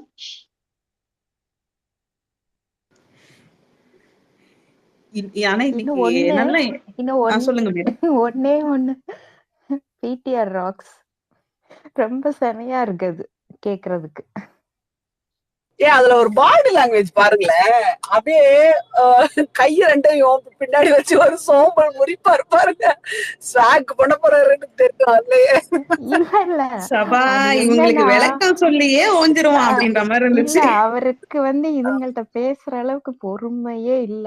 இந்த முட்டாள்கள்ட்ட போய் என்ன சொல்ல அப்படின்ற மாதிரியான ஒரு ஒரு ஒரு இதா இருக்காரு. அத இவர் எதுவும் அப்படியே பண்ண ஓபனா சொல்லிட்டாரு. என்டிடிவில வந்து சொல்லிட்டாரு, it's waste of time, there is no point in debating this-ன்றாரு என்டிடிவில வந்து. நீங்க சொன்ன அதையே அப்படியே கரெக்டா சொல்லவும் சொல்லிட்டாரு என்டிடிவிக்கு வந்து. இன்னொன்னு ரொம்ப சாரி நாகும், நான் டிவியேட் ஆயிட்டேன். இல்ல அத சொல்லுங்க மேடம் சொல்லுங்க. இல்ல இன்னொன்னு ரொம்ப ரொம்ப கஷ்டப்படுத்தின இன்னொரு விஷயம், அந்த அந்த அந்த அவங்க பேர் சட்டுன்னு வர மாட்டேங்குது. பனோவா பில்கிஸ் பானோ அதுவா இல்ல? பில்கிஸ் பில்கிஸ் பானோ. அவங்களுடைய அந்த தீர்ப்பு ரொம்ப கஷ்டப்படுத்துச்சு. அது என்ன இப்படி பண்ணிட்டாங்க, அநியாயம் அநியாயம் அநியாயம், ரொம்ப அநியாயம். அவங்க ஆனா போய் விட்டனா இன்னைக்கு அவங்கள அது அது ரொம்ப இன்னொரு அநியாயமா ட்வீட் சொன்னது போட்டிருந்தாங்கல்ல இவங்க சில்வா அந்த வந்து இல்ல அவங்க என்ன அவங்க இதுல வந்தது தானே. அந்த பண்ணவங்க பிராமின்ஸ், அவங்க ரொம்ப நல்லவங்க அந்த மாதிரி. அது அவங்களுக்கு தானே சொல்லியிருக்காங்க, அந்த கான்விக்ஸ் தானே அப்படி. ஆமா ஆமா மீரா, ஆமா அவங்களதான். அவங்க என்ன அநியாயம் பிராமின், அவங்க பாடே. ரொம்ப குட் சன்ஸ்கார் ஆட்கள் அப்படின்னு சொல்றாங்க. என்ன கருமம் இவங்களுக்கு ஒரு புரிதல் என்னடா இருக்குன்னே டேய் தெரியல. டேய் டேய் யாருடா நீங்கெல்லாம் அப்படின்னு கொஞ்சம் ரொம்ப கோவமா வந்தது. இவனுங்க பண்ணினா எல்லாம் சரியாமா. மீரா உங்களை இன்னும் ஃபியூம் பண்ண வைக்கிறதுக்கு இன்னொன்னு சொல்றேன். கேரளால ஒரு செஷன்ஸ் கோர்ட் ஜட்ஜ் சொல்லியிருக்காரு, ஒருத்தருக்கு ஒரு ரேப் பண்ண ஒரு பண்ணதாக ஒரு அக்யூஸ்டு அவருக்கு முன்ஜாமீன் கேட்கிறாரு அரெஸ்ட் பண்ணாம இருக்கிறதுக்கு. முன்ஜாமீன் கொடுக்குறாரு. என்ன சொல்லி கொடுக்குறாருன்னா, அந்த அந்த பொண்ணு அந்த பொண்ணோட FB போஸ்ட் பாத்தீங்களா, அதுல போட்டோஸ் எல்லாம் எடுத்து ஜட்ஜு முன்னாடி சப்மிட் பண்ணிருக்காங்க. ஜட்ஜு அதை பார்த்துட்டு ப்ரொவோகேட்டிவா ட்ரெஸ் பண்ற இந்த மாதிரியான ஆட்களுக்கு அந்த பெண்ணோட அந்த இதை மாண்பை குலைச்சிட்டாரு அப்படின்னு செக்ஷன் பொருந்தாது அப்படின்னு சொல்லி அவர் முன்ஜாமீன் கொடுத்திருக்கிறாரு. அந்த இதற்கு எப்படி அது பாவீங்களா, இந்தியா ட்ரெஸ் மோசமா எங்கிட்டு பண்றது போகிறது? கிடையாது. இதெல்லாம் ரொம்ப அநியாயமா இல்லையா? முன்னுக்கு நேரு இருந்தா இன்னைக்கு என்ன ஆகும்னு தெரியல. அவ்வளவு கஷ்டப்பட்டு உழைச்சி அவ்வளவு தூரம் கொண்டாந்து நம்மளை விட்டுட்டு போனவரு பின்னாடி இப்படி போயிட்டோமே. ரொம்ப அநியாயமா இருக்கு கேக்குறதுக்கு. ஆக்சுவலா இந்த ரேப் விக்டிம்ஸ்ல நீங்க என்ன மாதிரி ட்ரெஸ் போட்டிருந்தீங்க, இந்த மாதிரி இன்டிமேட் ஈவன் ஒரு ஒரு சாரி அந்த வேர்ட் சொல்லக்கூடாது, இந்த பாலியல் தொழில் செய்யற அவங்களை கூட அவங்களோட இஷ்டம் இல்லாம தொடக்கூடாது அப்படின்னு பேசிட்டு இருந்த காலம் போய், நோ இஸ் நோ அப்படின்னு ஒரு சினிமா வந்த காலம் போய், அதை பேஸ் பண்ணி ஜட்ஜ்மெண்ட்ஸ் கொடுத்த காலம் போய், இவ பின்னாடி போயிட்டு இருக்கோம். வித்தின் 2 years ஏதோ வேற மாதிரி மாறிட்ட மாதிரி இருக்குது ஜட்ஜஸ்க்கு எல்லாம். ஆனா இதுக்கு எப்படி சொல்றது, வித்தின் 2 years பின்னாடி போயிட்டோம். எப்படி போயிருக்கோம் தெரியல. ஏன் இப்படி ஒரு மைண்ட் செட் சேஞ்ச் வந்திருக்குன்னு தெரியல. ஒரு FB-ல போட்டோஸ் போட்டா ரேப் த்ரெட் வரும், இல்ல ரேப் பண்ணுவாங்கன்னா அப்ப எந்த மாதிரி போட்டோஸும் போடவே கூடாது. பெண்கள் இல்ல, வீட்டை விட்டு வெளியில வரக்கூடாது, போட்டோஸ் போடக்கூடாது, FB அக்கௌண்ட் வச்சுக்க கூடாது. ஏன் நான் சாரியில போயிருந்தப்பனா ஒருத்தருக்கு எது வேணா ட்ரிகர் ஆகலாம்ல. சாரியில போகும்போதெல்லாம் யாருக்கும் ஃபுல்லா முந்தானையை வச்சு மூடிட்டு போற சாரியில போகும்போதெல்லாம் ரேப் நடந்தது இல்லையா? என்ன சொல்றாங்க, இது இப்ப ரொம்ப குழந்தைக்கு நடந்தா என்ன அநியாயம். பண்ணுவாங்க? என்னன்னா இல்ல சொல்றாரு. ப்ரொவோக்கிங் ட்ரெஸ்ன்னு சொல்றாரு. ப்ரொவோக்கிங் எது அவனுக்கு ப்ரொவோக் ஆகுது யாருக்கு தெரியும்? ஜட்ஜுக்கு இல்ல ப்ரொவோக் ஆகுறதெல்லாம் அக்யூஸ்டுக்கு ப்ரொவோக்கா? நம்ம இததானே இவ்வளவு நாள் சொல்லிட்டு இருக்கோம். அப்போ 2 வயசு குழந்தை என்ன ட்ரெஸ் போட்டிருந்துச்சுன்னு அதை ரேப் பண்ணானுங்க. இது எவ்வளவு தூரம் சொன்னாலும் இவங்க திருப்பி திருப்பி இதே லைன்ல தான் வருவாங்க போலுக்கு. ட்ரெஸ்லயே தான் இருக்கு இவங்களுக்கு. காமன் மேன் ஏதோ சொல்ல வந்தீங்க, சொல்லுங்க. இல்ல நீங்க ட்ரெஸ் அந்த இதை பத்தி சொன்னீங்களா, அதான் ஒன்று சொல்ல வந்தேன். இல்ல எஃபில த்ரெட் போட்டதுனால ரேப் பண்ண அந்த மாதிரி சொன்னீங்கல்ல. ஹலோ கேக்குதா? பேசுறது கேக்குதா? இல்ல இல்ல அப்படி கேக்குதுங்க. கிடையாது. த்ரெட் அந்த இல்லங்க, FB-ல போட்டோஸ் காட்டியிருக்காங்க. ஓகே, இப்போ எனக்கு சாரி, நான் அந்த கேஸ் எதுவும் டீட்டெயிலுமே தெரியாது. ஏதாவது கொஞ்சம் பேசிக்கா ஏதாவது சொல்றீங்களா? என்ன மாதிரின்னு, அதாவது என்ன இப்போ பேசிக்கா என்ன ஆச்சு, அதனால ரேப் பண்ணாங்கன்ற மாதிரி சொல்றீங்களா? சார் அதனால ரேப் பண்ணலைங்க சார். சொல்லுங்க. அவங்களுக்கு அந்த மாதிரி உடை அணிந்திருந்ததுனால, ப்ரொவோக்கிங்கா ட்ரெஸ் போட்டிருந்ததுனால அவங்களுடைய மாண்பை, பெண்ணுடைய மாண்பை சிதைக்கும் விதத்தில் நடந்து கொண்டார் அப்படின்ற செக்ஷன் அவங்களுக்கு பொருந்தாது. அவங்க ஏற்கனவே மாண்பு இழந்தவங்க. அதனால அவங்க ப்ரொவோக்கிங்கா ட்ரெஸ் போட்டிருந்ததுனால இந்த மாண்பை கொளுத்த செக்ஷன் வந்து இந்த கேஸுக்கு பொருந்தாது. அவ்வளவுதான். ரேப் நடந்த சூழலை பத்தி எல்லாம் ஒண்ணும் இல்ல. ரேப் நடக்கும் போது என்ன சூழல் அப்படின்றத பத்தி எல்லாம் ஓகே ஓகே, புரியுது. Okay okay, thank you. ஓகே, நம்ம மீண்டும் டாபிக் உள்ள வருவோம். மீராக்கு ரொம்ப நாளா பேசாம இருந்தது எல்லாத்தையும் பேசியாச்சுன்னு நினைக்கிறேன் மீரா கிட்ட. ஓகே, சாரி, இந்த செஷன் வந்து நான் கொஞ்சம் டைவர்ஷன் போயிடுச்சு. இல்ல கோமதி, ஆஸ் யூஷுவல் ஃபயர் தான் நீங்க எப்பவுமே. இல்ல எனக்கு இதை சொல்லணும்னு தான் வந்தேன். இந்த 3 ட்வீட் தான் கொஞ்ச நேரம் தான் பார்த்தேன், ஆனா ரத்தம் கோச்சிருச்சு. இன்னைக்கு பார்த்தது எல்லாமே ரொம்ப அநியாயமா இருந்தது. இதெல்லாம் அது மாதிரி அதுல ஒரே ஒரு நிம்மதி பிடிஆரோடது தான். ஃபுல்லா டிஎல் ஃபுல்லா பிடிஆர் தான்.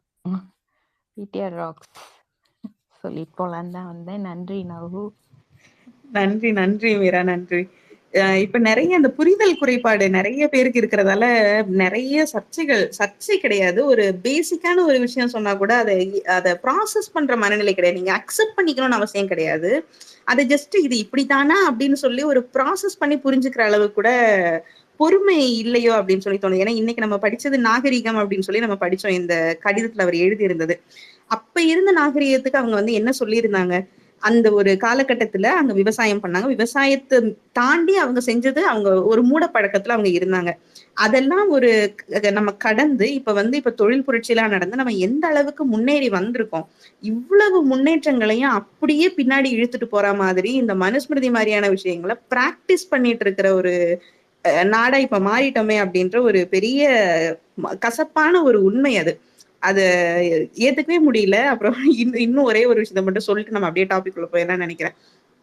அப்புறம் வந்து இந்த ஹோமோசெக்சுவல், அதாவது இந்த ஏன் இந்த அளவுக்கான ஒரு ஒரு ஒரு ஃபோபியா அவங்கள பார்த்து இப்படி இருக்குன்னு எனக்கு புரிய மாட்டேங்குது. இந்த டிரான்ஸ்போபியா, ஹோமோசெக்சுவலா இருக்கிறவங்கள பார்த்து அவங்க வந்து அப்படி கிடையவே கிடையாது, அது இயற்கைக்கு எதிரானதுன்னு ஒரு வாதம் வைக்கிறதே ரொம்ப முட்டாள்தனமான வாதமா இருக்கு. அது இயற்கையானதுதான் அப்படின்னு சொல்லி ப்ரூவ் பண்ணி பல வருஷம் ஆச்சு. ஆனா அதுக்கு ஒரு ரீசன் சொல்லிடுவாங்க, உங்களோட போலி அறிவியலை வச்சுட்டு நீங்க சொல்லாதீங்க அப்படின்னு சொல்லி ஒரு விஷயத்த சொல்லுவாங்க. போலி அறிவியல்ல சொல்ற எல்லா விஷயத்தையும் நம்புற அதே மக்கள் தான் இதை சொல்லிட்டு இருக்காங்கன்றது இன்னும் ரொம்ப கொடுமையான விஷயம். ஒருத்தர் வந்து ஹோமோசெக்சுவலா இருக்காங்கன்னா அந்த ஹோமோசெக்சுவல்ன்றதை தாண்டி இப்ப வந்து அந்த செக்ஷுவலே விட்டுருவோமே, ஒருத்தர் வந்து ஆண் பெண் இதுதான், இதுக்கு மேல வந்து இந்த டிரான்ஸ்போபியான்றதையே இப்ப வந்து நிறைய பார்க்க முடியுது நம்மளால. ஒரு திருநரை பார்த்து ரொம்ப கேவலமா ஒரு கமெண்ட் பண்றதா இருக்கட்டும், அதே மாதிரி அசெக்சுவல்னு ஒண்ணு இல்லவே இல்லைன்னு சொல்லி கமெண்ட் பண்றாங்க. அதே மாதிரி பைசெக்சுவல்னு சொல்லி பைசெக்ஸ் அப்படின்ற ஒண்ணு இல்லவே இல்லை, ஆண் பெண் மட்டும்தான், இதை மீறி வேற எதுவுமே இல்லைன்னு சொல்லி ஒரு தட்டையான வாதத்தை வச்சுட்டு இதுதான் இயற்கை அப்படின்னு சொல்லி ஒரு விஷயத்த வேற சொல்லிடுறாங்க. நம்ம நம்பிக்கிட்டு இருக்கிறது நம்ம பாக்குறது மட்டுமே கிடையாது. இயற்கை நிறைய விஷயங்களை உள்ள வச்சிருக்கு. அதை புரிஞ்சுக்க நம்ம ட்ரை பண்ணிட்டு இருக்கோம், அவ்வளவுதான். அதை வந்து கொஞ்சம் அக்செப்ட் பண்ணலைன்னா கூட அந்த மக்களை வந்து ரொம்ப கொச்சையா பேசுற அந்த மனநிலைய வந்து பொது சமூகத்துல மாத்திக்கணும்னு தான் தோணுச்சு. இன்னைக்கு நம்ம நிறைய இந்த மாதிரியான டாபிக்ஸ் தான் நம்ம ஃபேஸ் பண்ணிட்டு இருக்கோம்ல. அதுக்கு ஒரு பெரிய த்ரெட் போட்டா அதுல வந்து நான் சொல்ல வேண்டியதா இருக்கு. ஜெண்டர் அப்படின்றது வந்து பைனரி கிடையாது, அது ஒரு ஸ்பெக்ட்ரம்னு ஒரு ஒரு இவ்வளவுதான், இதுதான் போட்டது. அதுக்கு அவ்வளோ விஷயங்கள், இது வந்து ரொம்ப கேவலமான விஷயம், இது ஒரு புல்ஷிட் அப்படியா இப்படியான்னு சொல்லிட்டு ரொம்ப ஓவரா பேசுற மாதிரி இருக்கு. அது கொஞ்சம் புரிஞ்சுக்க ட்ரை பண்ணலாம். நம்ம நினைக்கிறது மட்டுமே உண்மைன்ற அந்த மாயையிலிருந்து விலகி இப்ப நம்ம ஒரு நாகரிகமான மனிதர்களா வந்திருக்கோம். அந்த நாகரிகத்துக்கு ஏத்த மாதிரி கொஞ்சம் மூளையும் வளர்த்துக்கிட்டா நல்லா இருக்கும் அப்படின்றதான் ஒரு சின்ன ரெக்வெஸ்ட். கோமதி மேம், நீங்க பேசுறீங்களா?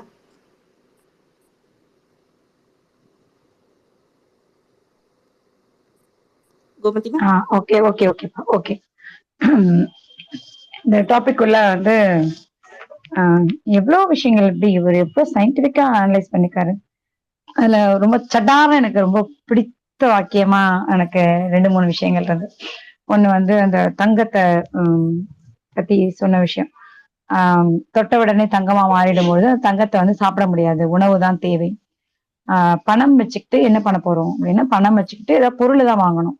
பணம் அப்படிங்கிறது தோன்றினதே வந்து ஏதாவது பொருள் வாங்குவதற்காகவும் வர்த்தகம் செய்வதற்காகவும் தான். ஆனா அந்த பணத்தை சேமித்து வைக்கிறவர்களுக்கு அந்த வர்த்தகத்தை செய்யறதுக்காக தான் இது வந்திருக்கு அப்படிங்கிறது தெரியாம அல்லது அதை மறந்து போய் அதை அப்படி சேமிச்சு வைக்கிற முட்டாள்களா இருக்காங்க அப்படின்னு.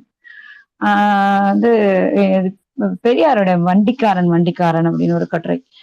அதாவது பெரியாருடைய பிரதர் இருக்காருல்ல, EVK சம்பத், அவருடைய கிருஷ்ணசாமி, இவர் ராமசாமி, அவர் கிருஷ்ணசாமி.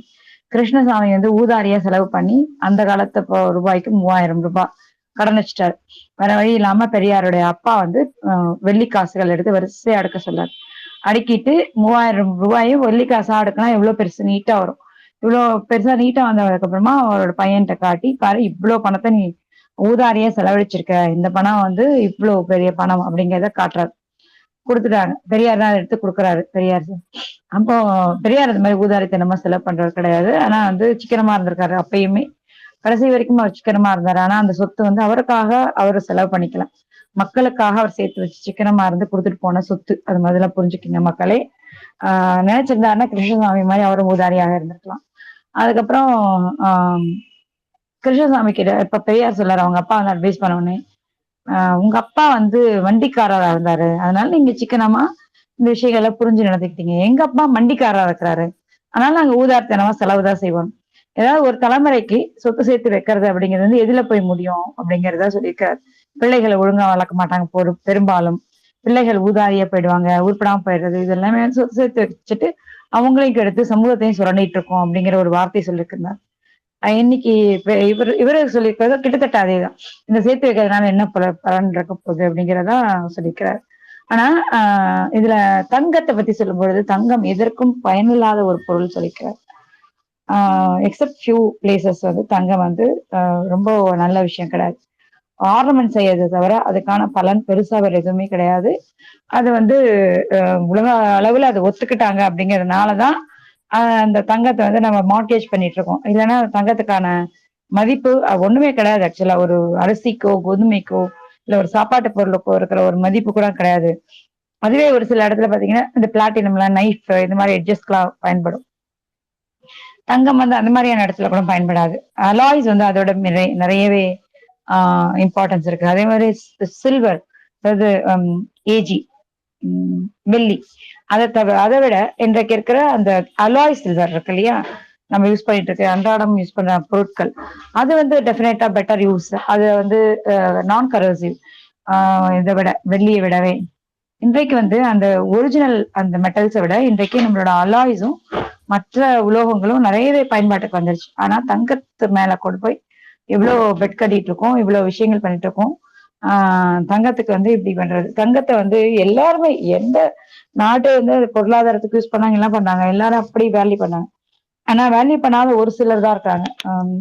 நிறைய தடவை சொல்லியிருக்கேன். ஒரு நல்ல எழுத்தாளர் ஒருத்தர், அவர் வந்து சமீபத்தில் இறந்துட்டாங்க, மார்க்வஸ். அவர் வந்து கேப்ரியல் கார்சியா மார்க்வஸ். அவர் சொல்லுவார், உங்களுக்கு என்ன பிடிக்கும், உங்களோட எழுத்து, நீங்க எழுதணும் பொழுது உங்களோட மூட் செட் பண்றது. பெரிய எழுத்தாளர், நோபல் வாங்கியிருக்கிறாரு. அது நோபல் வாங்கினதை விட அவருடைய எழுத்தின் மூலயமாக அவர் சம்பாதித்ததுங்கிறது அவ்வளவு அதிகம், அவ்வளவு எல்லா உலகின் முக்கியமான நகரங்கள் எல்லா இடத்துலயும் அவர் வீடு வச்சுட்டு இருந்ததா சொல்லியிருக்கிறார். அவருடைய அந்த ரொம்ப மூட் செட் பண்ணி தான் அவர் எழுதுவார். என்ன சொல்லுவாரு, 100 ஷீட்ஸ் ஆஃப் ஒயிட் ஷீட்ஸ், ஒரு electronic typewriter and roses, yellow roses, இது வச்சுப்பார் அவர் டேபிள்ல. ஆனா ஆரம்ப காலத்துல வசதி இல்லாதப்ப வந்து அவர் வந்து ரொம்ப அமைதியா இருக்கும் அப்படிங்கிறதுக்காக அவர் வந்து இது மாதிரி ரொம்ப லோ லாட்ஜ், எஸ்பெஷலி பிராத்தல் நடக்கிற லாட்ஜ் போயிடுவார். அதுதான் அதிகாலையில அமைதியா இருக்கும். அவர் அதிகாலையில எழுந்திருச்சு எழுதுற பழக்கம் இருக்கு. அதிகாலையில வந்து அவருக்கு உற்சாகமும் அவருடைய எழுத்துக்கு வந்து அவர் இது புக் கொடுக்கும்னு சொல்லியிருக்காரு. அதே மாதிரி பிற்காலத்துல கொஞ்சம் வசதியானதுக்கு அப்புறம் ஒரு தனி அறையில இப்படிதான் உட்காந்துருப்பாரு. அந்த எல்லோ ரோசஸ் பத்தி சொல்லும்போது, எல்லோ உங்களுக்கு பிடிக்குமா? ஆமா, எல்லோ எல்லாம் பிடிக்கும் எக்ஸப்ட் த கோல்டன் எல்லோ அப்படின்னு. கோல்டு அவருக்கு பிடிக்காதுன்னு. அது வந்து ரொம்ப ரொம்ப ரேரான பீப்புள் தான். உலகத்துல வந்து பெரிய விஷயங்கள் தெரிஞ்சு அல்லது புரிஞ்ச மக்கள் தான் வந்து கோல்டுக்கு மரியாதை இல்லைன்னு சொல்றது. ஆனா வந்து சாதாரண மக்கள் வந்து அல்லது எவ்வளவு படிச்சு எவ்வளவு பெரிய பணக்காரர்களாக இருந்தாலும் சாதாரண லெவல் அறிவோடவே இருக்கிறவங்கிறவங்க வந்து அந்த கோல்டு மேல எக்கச்சக்கமான மோகம் வச்சிருக்காங்க. உலகத்துல எந்த நாட்டிலும் இல்லாத அளவுக்கு இந்தியாவிலதான் கோல்டு சேர்த்து வச்சுக்கோம். சிதம்பரம் அவர்கள் வந்து பினான்ஸ் மினிஸ்டரா இருக்கும்போது ரொம்ப வேண்டி வேண்டி கேட்டுக்கிட்டார், மக்களே தயவு செஞ்சு கோல்டு வாங்கி குவிக்காதீங்க, அதுதான் நம்ம எக்கானமிக்கு பின்னாடி எடுத்துட்டு வருது, அதை வந்து கோல்டுக்கு பதிலாக வேற எதுலயா இன்வெஸ்ட் பண்ணுங்க அப்படின்னு. நீங்க போய் ஒரு சுவிட்சர்லாண்ட்லயோ இல்ல வேற யூரோப்பியன் கம்பெனிஸ்ல போனீங்கன்னா அந்த கம்பெனி ஸ்டார்ட் பண்றதுக்கு லாஸ் ஆனாலும் பரவாயில்லன்னு பணம் போடுறவங்க நிறைய பேர் இருப்பாங்க. ஆனா இங்க நம்ம கிட்ட பணம் இருந்தாலும் அதை ஏதாவது அசெட்ல போட்டு வச்சுக்கோங்க வழிய ஒரு டெவலப்மெண்ட்டுக்கான இன்வெஸ்ட்மெண்ட்டா அதை நம்ம போடவே மாட்டோம். ஒரு நேரம் அது லாஸ்ல போனாலும் இன்னொரு நேரம் அதுதான் வந்து நாட்டை உயர்த்தி கொண்டு வரும் அப்படிங்கிறது வந்து புரிய போறதே கிடையாது. அது எல்லாத்தையும் புரிஞ்சவரா நேரு இருந்திருக்கிறார். அப்புறம் இது வந்து இந்த கிளிஞ்சல் சிப்பிய வச்சு ட்ரேட் பண்ணதான் எழுதியிருப்பார் சேப்பியன்ஸ்ல. அதுல இருந்து இப்படி வளர்ந்து வெள்ளி நாணயங்கள் வருது. அப்புறம் வெள்ளி வந்து கிடைக்காத பொழுது ஒரு அரசு முத்திரை, இந்த வெள்ளியோட மதிப்பு இதுக்கு இருக்கு அப்படின்றது எப்படி நாணயங்களா வருதுங்கிறத டீட்டெயிலா எக்ஸ்பிளைன் பண்றப்பாரு. அதை ஒரே பேராகிராஃப்ல முடிச்சு போயிட்டாரு நம்ம நேரு அவர்கள். அப்புறம் என்னது பண்ட மாற்றும் முறையை பத்தி அவங்களையும் சொல்லியிருப்பாங்க, இங்கேயும் சொல்லியிருப்பாங்க. அதுக்கப்புறம் வந்து வேற என்ன நாகரிகங்கள் தோன்றி அழிஞ்சதை பத்தி அங்கேயும் சொல்லியிருப்பாங்க, இங்கேயும் சொல்லியிருப்பாங்க. அங்க சொல்லும் பொழுது வந்து இன்னொரு விஷயம் சொல்லியிருப்பாங்க. அந்த காலத்துல வந்து ஒரு நாட்டை கொள்ளடிக்கிறதுக்கான காரணம் வந்து வளங்கள் இருந்தது, அது தங்கம் இது மாதிரியான பொருட்கள் இருந்தது, அதை கொள்ளடிச்சிருப்பாங்க பணம். ஆனா இன்றைக்கு வந்து இந்த மாதிரியான பெரிய சண்டைகள் நடக்கிறது கிடையாது. அதுக்கு காரணம் வந்து இன்னைக்கு சிலிக்கான் வேலியில இருக்கிற ஒரு கம்பெனியில இருக்கிற முதலீடுங்கிறது வந்து மூளைதான் அப்படின்னு சொல்லியிருப்பாரு சேப்பியன்ஸ்ல. இன்றைக்கு இதுல வந்து அது அந்த சிலிக்கான் வேலி கம்பாரிசன் மட்டும்தான் மிஸ் ஆகுது. மற்றபடி அத்தனை விஷயங்களும் வந்து ஒரு 1928 ஒரு சேப்பியன்ஸ் புத்தகத்தை வந்து உலகம் முழுக்க வியந்து பாராட்டிக்கிட்டு கொண்டாடிக்கிட்டு இருக்காங்க. ஆனா அந்த சேப்பியன்ஸ் புத்தகம் வர்றதுக்கு முன்னாடியே அதே பாணியில அதே அளவுக்கு தகவல்களோட ஒரு சிறிய முன்னோட்டம் அல்லது ஒரு ட்ரெய்லர் கூட கிடையாது, ஒரு கிறிஸ்பான ஒரு பிரீஃப் அக்கவுண்ட் ஆஃப் சேப்பியன்ஸ் அளவுக்கு வந்து இதை கொடுத்துருக்கிறாருங்கிறது. யூஸ்வலா வந்து தீசிஸ் சப்மிட் பண்ண சினாப்சிஸ் கொடுப்போம், அந்த சினாப்சிஸோட ரிசல்ட்ஸ் பேஸ் பண்ணி தான் தீசிஸ் கொடுப்போம். இது ஒரு சினாப்சிஸ் மாதிரியே இருக்கு. தீசிஸ் மாதிரி பெருசா வந்து இதை எழுதியிருக்காருன்னு தோணுது எனக்கு சேப்பியன்ஸ். இந்த அளவுக்கு ஒரு முக்கியமான புத்தகத்தை வந்து கொஞ்சம் கொண்டாடி இருக்கிறாங்க. ஆனா இப்போ இப்படி ஒரு புத்தகத்தை எழுதின ஒருத்தர் மேல வந்து இவ்வளவு அவதூறு, ஒரு முட்டாள் இப்படின்னு எப்படி வந்து பரப்ப முடியுதுன்னே தெரியல. இப்படி பரப்புறவங்க இன்னைக்கு நான் ஒரு தம்பி கிட்ட மாட்டினேன், தத்தி ஸ்டாலின் அப்படின்னு. அது கட்டுக்கதையை பத்தி பேசின அதே ட்வீட்ல தத்தி ஸ்டாலின் அந்த ட்வீட்ல ஒருத்தர் டாக் பண்றாரு, அந்த டாக் பண்ற ஒருத்தர் வந்து இன்னொரு ட்வீட்ல தத்தி ஸ்டாலின் எதுக்கு வேணும், நம்ம பிடிஆரே அடிச்சுக்கலாம் அப்படின்னு. அவர் பிடிஆர் அப்பாயிண்ட் பண்ணவரு. இப்போ ஒருத்தர் தத்தியா இருந்தாருன்னா தன்னோட மேலானவங்களை யாரையும் அப்பாயிண்ட் பண்ண மாட்டாரு, தன்னோட கீழானவங்களை அப்பாயிண்ட் பண்ணிக்குவாரு. ஒருத்தர் மேலான ஒருத்தர் அறிவாளி அப்பாயிண்ட் பண்றாருன்னா அவரும் அறிவாளியா இருக்கணுங்கிறதான் புரியக்கூடாது. அது கூட புரியல, இல்லைன்னா இன்செக்யூரிட்டி ஃபீலிங் வந்துடும். அதுவே தெரியாம லுஸ்தரமா இந்த மாதிரி பேசிட்டு இருக்காங்க. இதுல வேற நமக்கு அட்வைஸ் கொடுக்குறாங்க அவங்க. அதுதான் அது கூட புரிஞ்சுக்காம அவர் பிடிஆரே சொல்றாரு, my chief minister given me a job, gave a job அப்படின்றாரு அவரு. அந்த மாதிரி டூயிங் இட் வெல்ன்றாரு. ஆனா இவருக்கு வந்து இவனுங்க வந்து நமக்கு நடுவுல வந்து கூட குழப்பறாங்களாம் தத்தி ஸ்டாலின். இந்த கட்டுக்கதைகள் வந்து அடங்க போறது கிடையாது. இந்த மாதிரி ஒரு அறிவாளியாத்தனமா இவ்வளோ ஒரு அக்கௌண்ட் இவ்வளோ அழகா எழுதியிருக்கேன். அதுல வந்து தன்னோட பெண்ணுக்கு வந்து சொல்லும்போது கடைசியா ஒரு வார்த்தை சொல்லிருக்கேன், நான் ரொம்ப வேகமா போறணும், அரபிக் லெட்டர்ஸ்க்கு வந்துட்டேன், ஆனா அரபியர்களை உனக்கு இன்னும் இன்ட்ரடியூஸ் பண்ண. அப்போ எவ்வளவு சிஸ்டமேட்டிக்கா தன்னோட பெண்ணுக்கு என்னெல்லாம் எத்தனை பேர் அது மாதிரி பண்ணிருப்போம். நிச்சயம் நான் பண்ணல இது வரைக்கும், நான் பண்ணுவேனா தெரியாது. எவ்வளவு பேர் அப்படி ஒருத்தவங்க சிஸ்டமேட்டிக்கா தன்னோட குழந்தைகிட்ட என்ன சொல்லிட்டு இருக்கோம் அப்படின்றது, அதுவும் எவ்வளவு பெரிய ஒரு வேலையை செஞ்சுட்டு இருக்கிறாரு அவரு. நமக்கு உட்காந்து சமையலை பண்ணிட்டு ஆபீஸ் போயிட்டு வந்து மற்ற வேலைகள் பண்றதுக்குள்ளேயே நமக்கு நம்மளோட எனர்ஜி ஃபுல்லா போயிடுது, நம்ம பிரெயின் ஃபங்க்ஷன் குறைஞ்சிருது. ஆனா வந்து ஒரு லீடர் சுதந்திர போராட்டத்துல ஈடுபட்டிருக்காரு, பாதி நேரம் ஜெயில இருக்கிறாரு, பாதி நேரம் டிராவல்ல இருக்கிறாரு, கமலா நேரு உடம்பு சரியில்லை அதை பாக்குறாரு. ஆனா இதுக்கு நடுவுல தன்னோட குழந்தைக்கு என்ன சொல்லிக் கொடுத்துருக்கேன், என்ன சொல்லிக் கொடுக்கல, நான் வேகமா போறேன், நான் இதெல்லாம் சொல்லிக் கொடுத்துருக்கேன்ல, இதெல்லாம் நம்ம பார்த்தோம்ல, இதெல்லாம் நமக்கு தெரியும்ல, இதெல்லாம் இதை வச்சு கனெக்ட் பண்ணிக்கோ, இதெல்லாம் இன்னும் போலல, இப்படி சொல்றது எவ்வளவு பெரிய மூளைக்காரரா இருந்திருக்கணும், எவ்வளவு பெரிய ஒரு அனலைசரா இருந்திருக்கணும் அவருங்கிறதான் தோணுது. நன்றி. நன்றி கோமதி மேம். நிஜமா நேரு வந்து நிறைய எவ்வளவோ விஷயங்கள் செஞ்சிருக்காருன்னு சொல்லி நம்ம இதுக்கு முன்னாடி படிச்சிருக்கோம், நிறைய டிஸ்கஸ் பண்ணியிருக்கோம். ஆனா அவரு ஒரு இந்த விஷயங்கள் எல்லாம் அடுத்த தலைமுறைக்கு கடத்தணும்னு சொல்லி ஒரு அந்த சயின்ஸ் மேல அவருக்கு இருந்த அந்த விஷயமும் சரி, அதை கடத்தின விதம், இது எல்லாமே பார்க்கும்போது ஒரு ரொம்ப அதை நல்லா புரிஞ்சுக்கிட்ட ஒருத்தராலதான் இவ்வளவு எளிமையா சொல்ல முடியும். அது ரொம்ப அழகா அவர் புரிஞ்சும் வச்சிருக்காரு அப்படின்றது ரொம்ப நல்லாவே தெரியுது. கண்டிப்பா நம்ம தெரிஞ்சுக்கிட்டு நம்மளோட அடுத்த தலைமுறைக்கும் சொல்ல வேண்டிய விஷயங்களை நமக்கு வந்து வழிகாட்டிட்டு போயிருக்காரு அப்படின்னு தான் தோணுது இந்த புக் படிக்கும்போது. நன்றி கோமதி மேம். காளி பேசுறீங்களா? பேசலாம் நாகோ. நன்றி, சூப்பர்.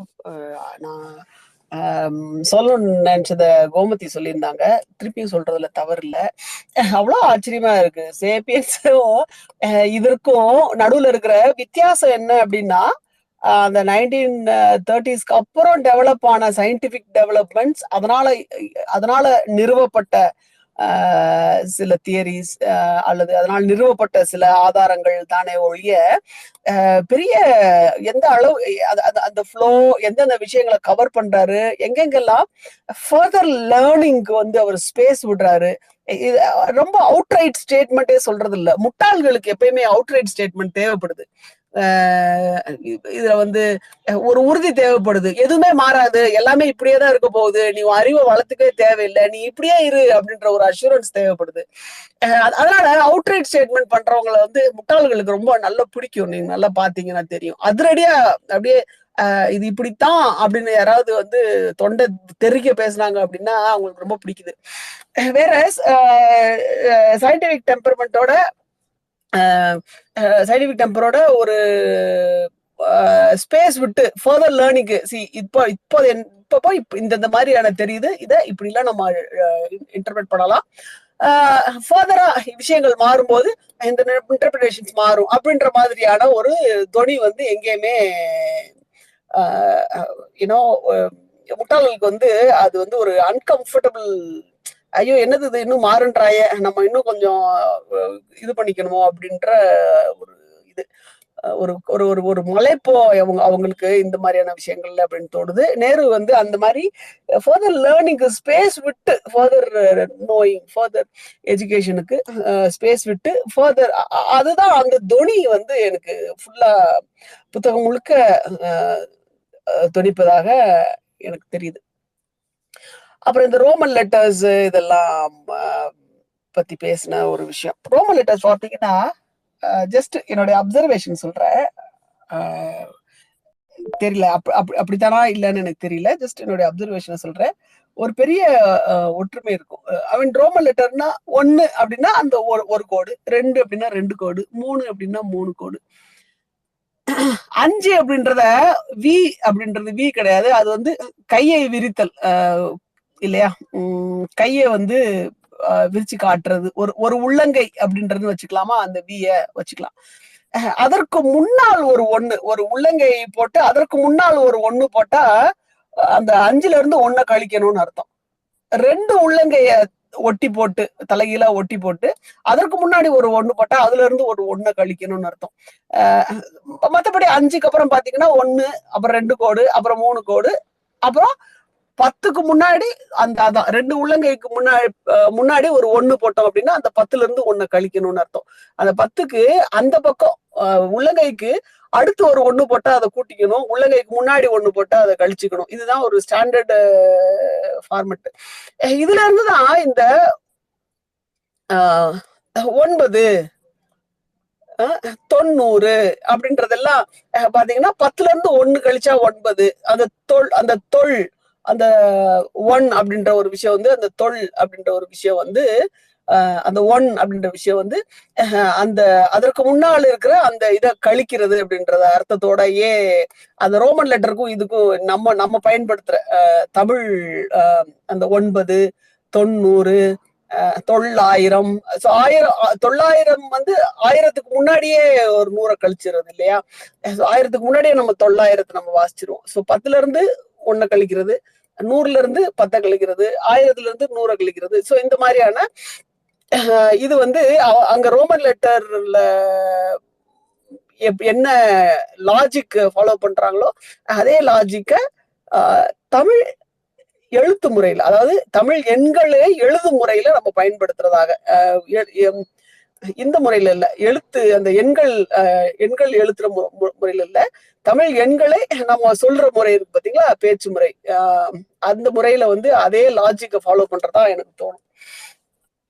இவர் எண்களை பற்றியெல்லாம் ஒரு குழந்தைக்கு எவ்வளவு எந்த மாதிரியான ஒரு பரந்துபட்ட விஷயத்தை இன்ட்ரடியூஸ் பண்றாரு. இவரே ஒரு ஸ்காலர் ரேஞ்சுக்கு அதை எழுதுறாரு அப்படின்னா இவர் எவ்வளவு தூரத்துக்கு வாசிக்கிறது அப்படின்றது எப்படி, எந்த அளவுக்கு யோசிச்சு பாருங்க. ஒரு வசதி வாய்ப்புகள் இருக்கும்போது இவ்வளவு தூரம் ஒருத்தர் கடுமையா உழைச்சிருக்காரு, இவ்வளவு தூரம் படிச்சிருக்காரு, இவ்வளவு தூரம் அறிவு இதுல வந்து அறிவை வளர்த்துக்கிறதுக்கு அதுக்கு எவ்வளவு ஒரு ஒரிஜினலா இம்பார்ட்டன்ஸ் கொடுத்திருக்கிறாரு அப்படின்றது. இவர் என்ன படிச்சாருன்றது முக்கியம் கிடையாது. பட் பார்த்தா எல்லாமே அவர் அறிவியல் ஆகட்டும், சமூக அறிவியல் ஆகட்டும், மனித குலத்தின் தோற்றம் ஆகட்டும், எல்லாத்தையும் பத்தி ரொம்ப அழகா பேசுறாரு. அதுவும் நாகு சொன்ன மாதிரி நான் ஆக்சுவலி இதே தான் நானும் நினைச்சேன். இது ஒரு wonderful book to gift to kids. இது ஆங்கிலத்துல அவைலபிளா இருக்கு. இத வந்து அதுதான் ஆங்கிலம் தான் ஒரிஜினல் நினைக்கிறேன் இல்லையா நாகு? கண்டிப்பா ஹிந்தி ஒரிஜினலா இருக்க வாய்ப்பு.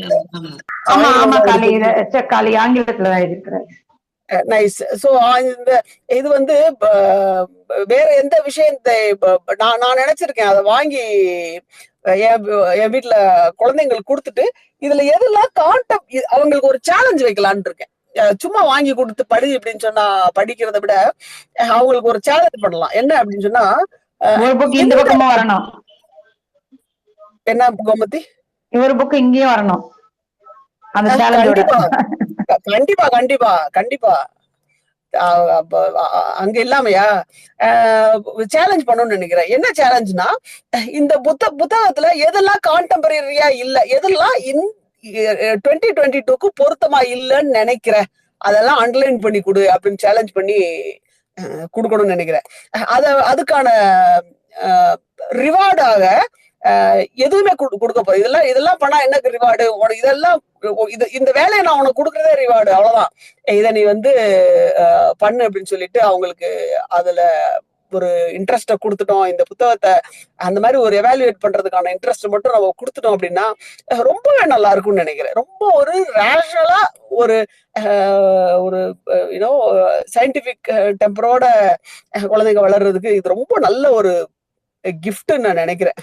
ஐ திங்க் மல்டிபிள் காப்பீஸ் வாங்கி வச்சுக்கணும். நம்ம பாக்குற நம்ம அன்புக்குரிய குழந்தைகளுக்கு கண்டிப்பா இதை வந்து கிஃப்ட் கொடுக்கணும் அப்படின்னுன்றதையும் நான் நினைச்சுக்கிட்டேன்.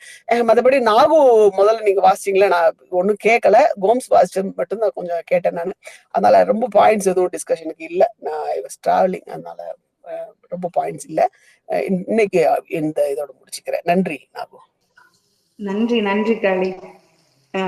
ரொம்ப அழகா அதை எக்ஸ்பிளைன் பண்ணதெல்லாம் ரொம்ப சூப்பரா இருந்தது. நன்றி காளி. பிரபுத்தோட ரொம்ப நேரமா உங்க ரெக்வஸ்ட் அக்செப்ட் பண்ண முடியாம இருந்தது. இப்போ உங்களுக்கு ஸ்பீக்கர் கிடைச்சிச்சு, நீங்க பேசிருங்க.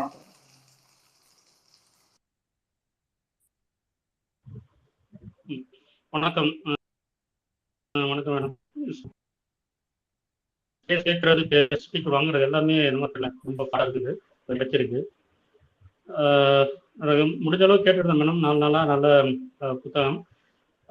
நீங்க எல்லாருமே மேக்ஸிமம் கவர் பண்ணுங்க. அதாவது இந்த சீக்வன்ஸ் எல்லாமே நம்ம சேப்பியன்ஸ் ஃபர்ஸ்ட் இது எல்லாமே ப்ளஸ் ஜென்ரலா நம்ம இந்த மனித வரலாறின் கால வரைகளில் படிக்கிறது அது எல்லாமே கரெக்டாக அதே வரிசையில் வர்றது. இது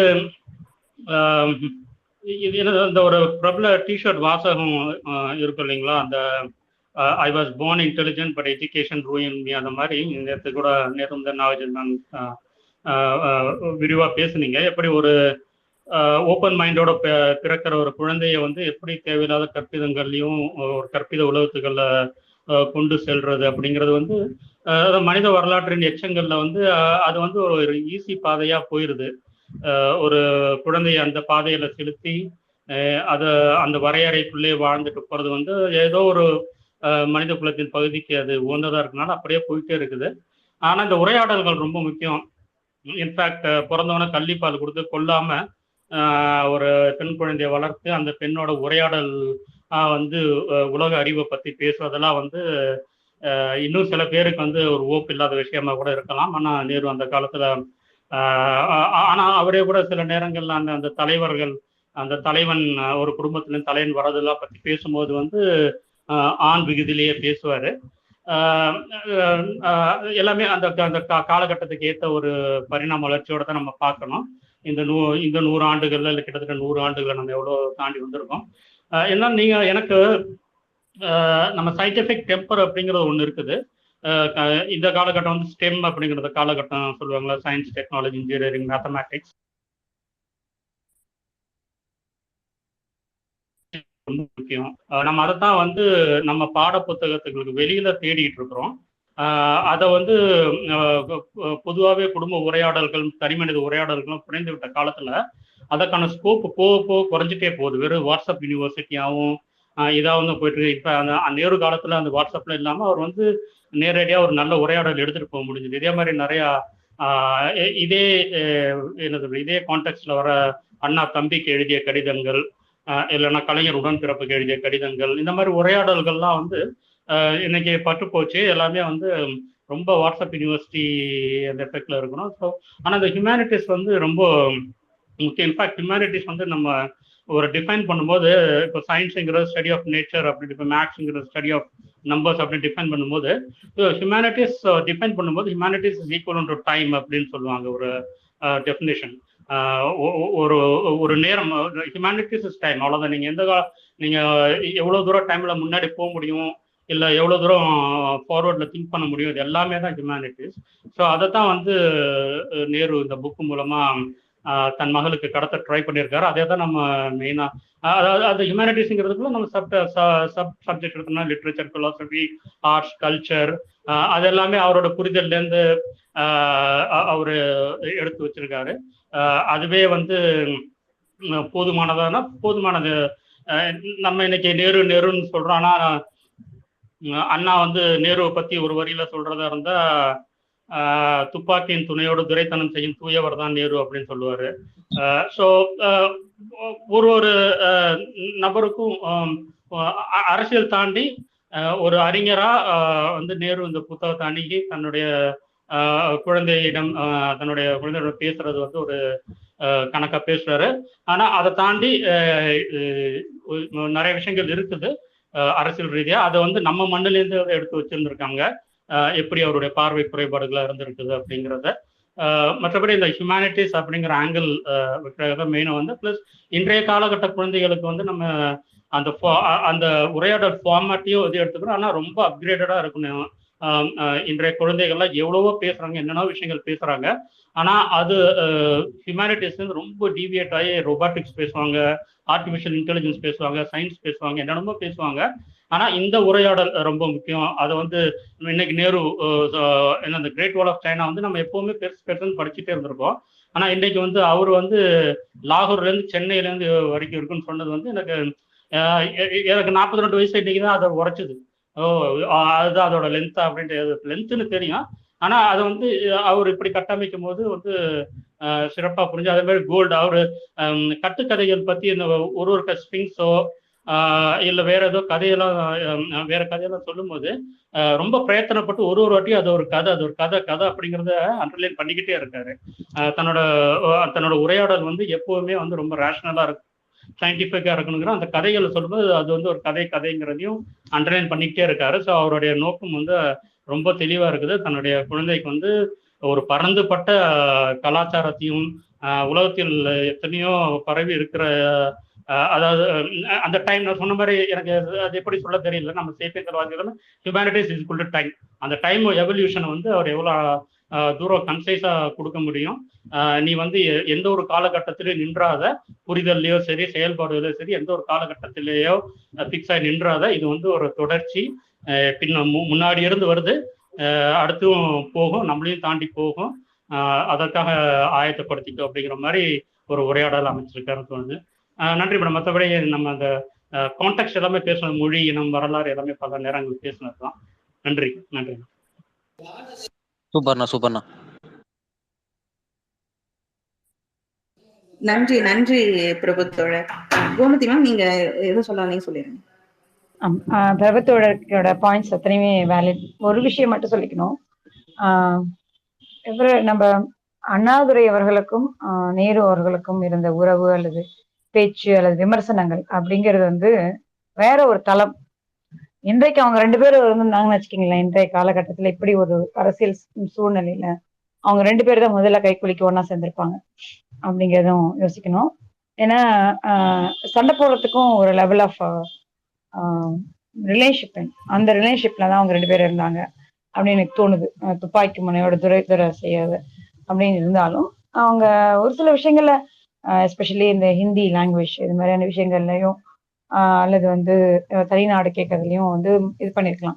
ஆனா இதே நேரு தான் இந்த புத்தகத்தை எழுதும் பொழுது சவுத் இந்தியால எஸ்பெஷலி இந்தியாலையும் சவுத் இந்தியால எஸ்பெஷலி வந்து சிறு சிறு குழுக்களாக சிறு ராஜ்ய அரசுகளாக தான் மக்கள் வாழ்ந்தாங்க. பெருசா இல்ல, பஞ்சாயத்துக்கள் மூலமா தான் இருந்தது. ஒரு சில இடங்கள்ல எல்லாரும் ஒரு இடத்துக்கு கட்டுப்பட்டாலும் பஞ்சாயத்துக்கள்ல தான் நடந்திருக்கு. அது எல்லாத்தையும் ஒரு பாசிட்டிவான நோட்டா எழுதுறாரு. அப்புறம் திராவிடர்கள் வந்து நாகரிகம் தான் வட இந்தியாவில கண்டுபிடிக்கப்பட்ட மொஹஞ்சதரோ அவங்கதான் இருந்திருக்காங்க அப்படிங்கிறதையும் அவர் குறிப்பிட்டிருக்காரு. நிறைய விஷயங்கள்ல குறிப்பிட்டுட்டே வராரு, நல்லாதான். ஆனா வந்து ஆட்சிக்கு வந்ததுக்கு அப்புறம் என்ன நடக்கும் அப்படிங்கிறது வந்து ஒரு பெரிய கேள்வி. நேருவோட விஷயத்துலயும் அது நடந்ததான் சொல்லுவாங்க. அவர் வந்து ஆட்சிக்கு வர்றதுக்கு முன்னாடி இருந்த நேருவுக்கும் ஆட்சிக்கு வந்ததுக்கு அப்புறம் இருக்க இந்த நேருவுக்கும் நிறைய இடங்கள்ல வித்தியாசங்கள். அதுக்குன்னு சுத்தமா ஆப்போசிட் ஆயிட்டான்னு கிடையாது, ஒரு சில இடங்கள்ல வித்தியாசப்பட்டிருந்தாரு அப்படிங்கிறத கண்டிப்பா ஒத்துக்கிட்டு தான் ஆகணும். அதுதான் இது வந்து ஆட்சிக்கு வர்றதுக்கு முன்னாடி இருந்த நேரு அவருடைய அறிவார்த்த விஷயத்துல பேசிட்டு இருக்கோம். ஒண்ணு. ரெண்டாவது வந்து இந்த எண் எழுத்து பத்தி சொல்லும் பொழுது எண் தான் முதல்ல வந்திருக்கும் அப்படிங்கிறத செப்பியன்ஸ் புக்லயும் சொல்லியிருப்பாங்க, இங்கேயும் அதே தான் சொல்லியிருப்பாங்க. இன்னும் ஒரு பாயிண்ட் சொல்ல கலிப்பால் ஊத்தி கொள்ளாம அப்படின்னு சொன்ன உடனே தான் எனக்கு ஞாபகம் இருந்தது பிரபு தோழர். ரொம்ப கரெக்ட். அந்த இப்ப வரைக்கும் கலிப்பால் ஊத்தி கொண்டுட்டு இருக்காங்க. அந்த காலத்துல கலிப்பால் ஊத்தி கொள்ளாம ஒரு பெண்ணை வந்து இவ்வளவு தூரம் வளர்ந்துருக்காரு அப்படிங்கிறது பெரிய விஷயம். நம்மளுடைய பெரிய நேஷனல் லீடர்ஸா காட்டிட்டு இருக்கிற திலகர் என்ன சொன்னாருங்கிறது மீரா சொன்னா இன்னும் நல்லா இருக்கும். அந்த ஏஜ் ஆஃப் கன்சென்ட் வந்து 12 வயசாக உயர்த்துறதுக்கு அவர் தெரிவிச்ச எதிர்ப்பு எவ்வளவு மோசமான எதிர்ப்பு. அப்படி ஒரு தலைவர்கள்லாம் வாழ்ந்த ஒரு நாடுதான், அவங்களெல்லாம் தலைவர்களா கொண்டாடி இருக்கிற ஒரு நாடுதான், இன்னும் கொண்டாடிக்கிட்டு இருக்காங்க.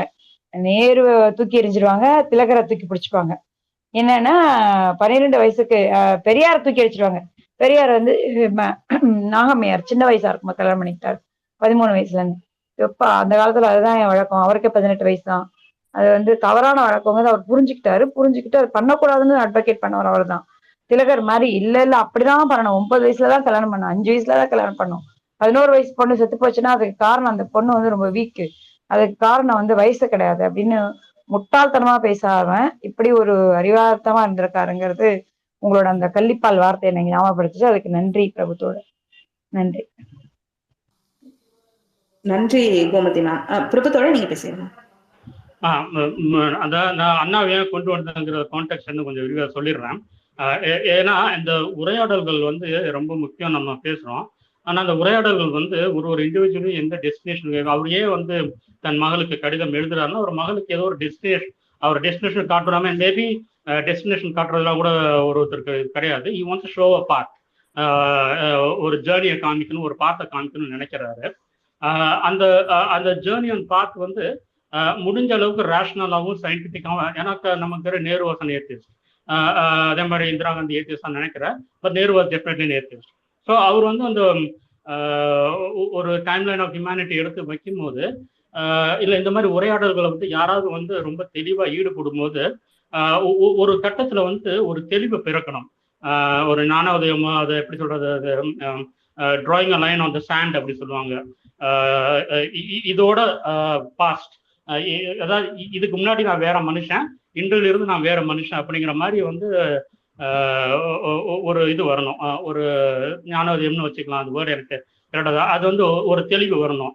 அந்த தெளிவு வந்து என்னது நாத்திகமா இருக்கலாம், இல்லை மனிதத்தை போற்றுவதா இருக்கலாம், ஏதோ ஒன்று இருக்கும். ஆனால் அந்த ஒரு கிளியர் பாத்தை நோக்கி போறதா இருக்கும். ஸோ அது நேரு வந்து கிட்டத்தட்ட தன்னோட அந்த பாதையில இருந்து தன் மகளுக்கும் அந்த பாதைக்கு அழைக்கிற மாதிரி வர்றவர். ஆனா அந்த உரையாடல்களுக்கு மாறாவே சில செயல்கள் அவர் செய்ய வேண்டி இருந்தது அரசியல் களத்துல. அதையும் தெளிவா எடுத்து சுட்டி காட்டிய மண் நம்ம மண். அப்படி அந்த உரையாடல்களோட முக்கியத்துவம் வந்து ஒரு உரையாடலோட நின்றது இல்லை, அதுல இருந்து வர கிளை உரையாடல்கள் எப்படி இருக்குங்கிறதுக்கான ஒரு இதுதான் நம்ம வந்து அண்ணா தம்பிக்கு எழுதிய கடிதங்கள்ல ஒரு விஷயமா எடுத்து வச்சேன். மற்றபடி இந்த உரையாடல்களோட கான்டெக்ட் முக்கியத்துவம் அந்த பாதையை காமிச்சு விடுறதுக்கான இதைத்தான் நான் சொல்லணும். நன்றி. நன்றி பிரபுத்தோட, கரெக்ட் தான். நன்றி நன்றி. கோமதி மேமும் பிரபுத்தோடரும் பேசிக்கும் போதே ஒரு நல்ல ஒரு ஷேர் இருக்கும் ரெண்டு பேரும் பேசுறதுக்கான. அந்த ஒவ்வொரு சின்ன சின்ன பாயிண்ட்ஸையுமே நோட் பண்ணி ரொம்ப விரிவா அதை எக்ஸ்பிளைன் பண்ணுவீங்க ரெண்டு பேரும். ரொம்ப நன்றி ரெண்டு பேருக்குமே. ஓகே, இன்னும் ஏதாவது பாயிண்ட்ஸ் ஏதாவது ஆட் பண்றதுக்கு இருக்கா? காளி, கோமதி மேம், பிரபுத்தோடர். காமன் மேன் பேசவே இல்லை, ஏதாவது பாயிண்ட் சொல்றாரு கேளுங்க. ஓகே, காமன் மேன் தோழர் நீங்க பேசுறீங்கன்னா உங்க பாயிண்ட்ஸ் ஆட் பண்ணிருங்க. இல்ல மேம், சாரி, நான் அந்த புக் இன்னும் படிக்கல, நீங்க பேசுறதான் கேட்க வந்தேன். பேசுங்க, நான் கேட்டுட்டு இருக்கேன். ஓகே, நன்றி நன்றி தோழர். இன்னைக்கு நம்ம ஓரளவு எல்லாம் டிஸ்கஸ் பண்ணிட்டோம்னு நினைக்கிறேன். எல்லாருமே பேசிட்டோம், டிஸ்கஸ் பண்ணிட்டோம். ஸோ இன்னைக்கு செஷன் அப்போ முடிச்சுக்கலாமா? யாரும் ரிக்வஸ்ட் எதுவும் இல்லை இப்போ?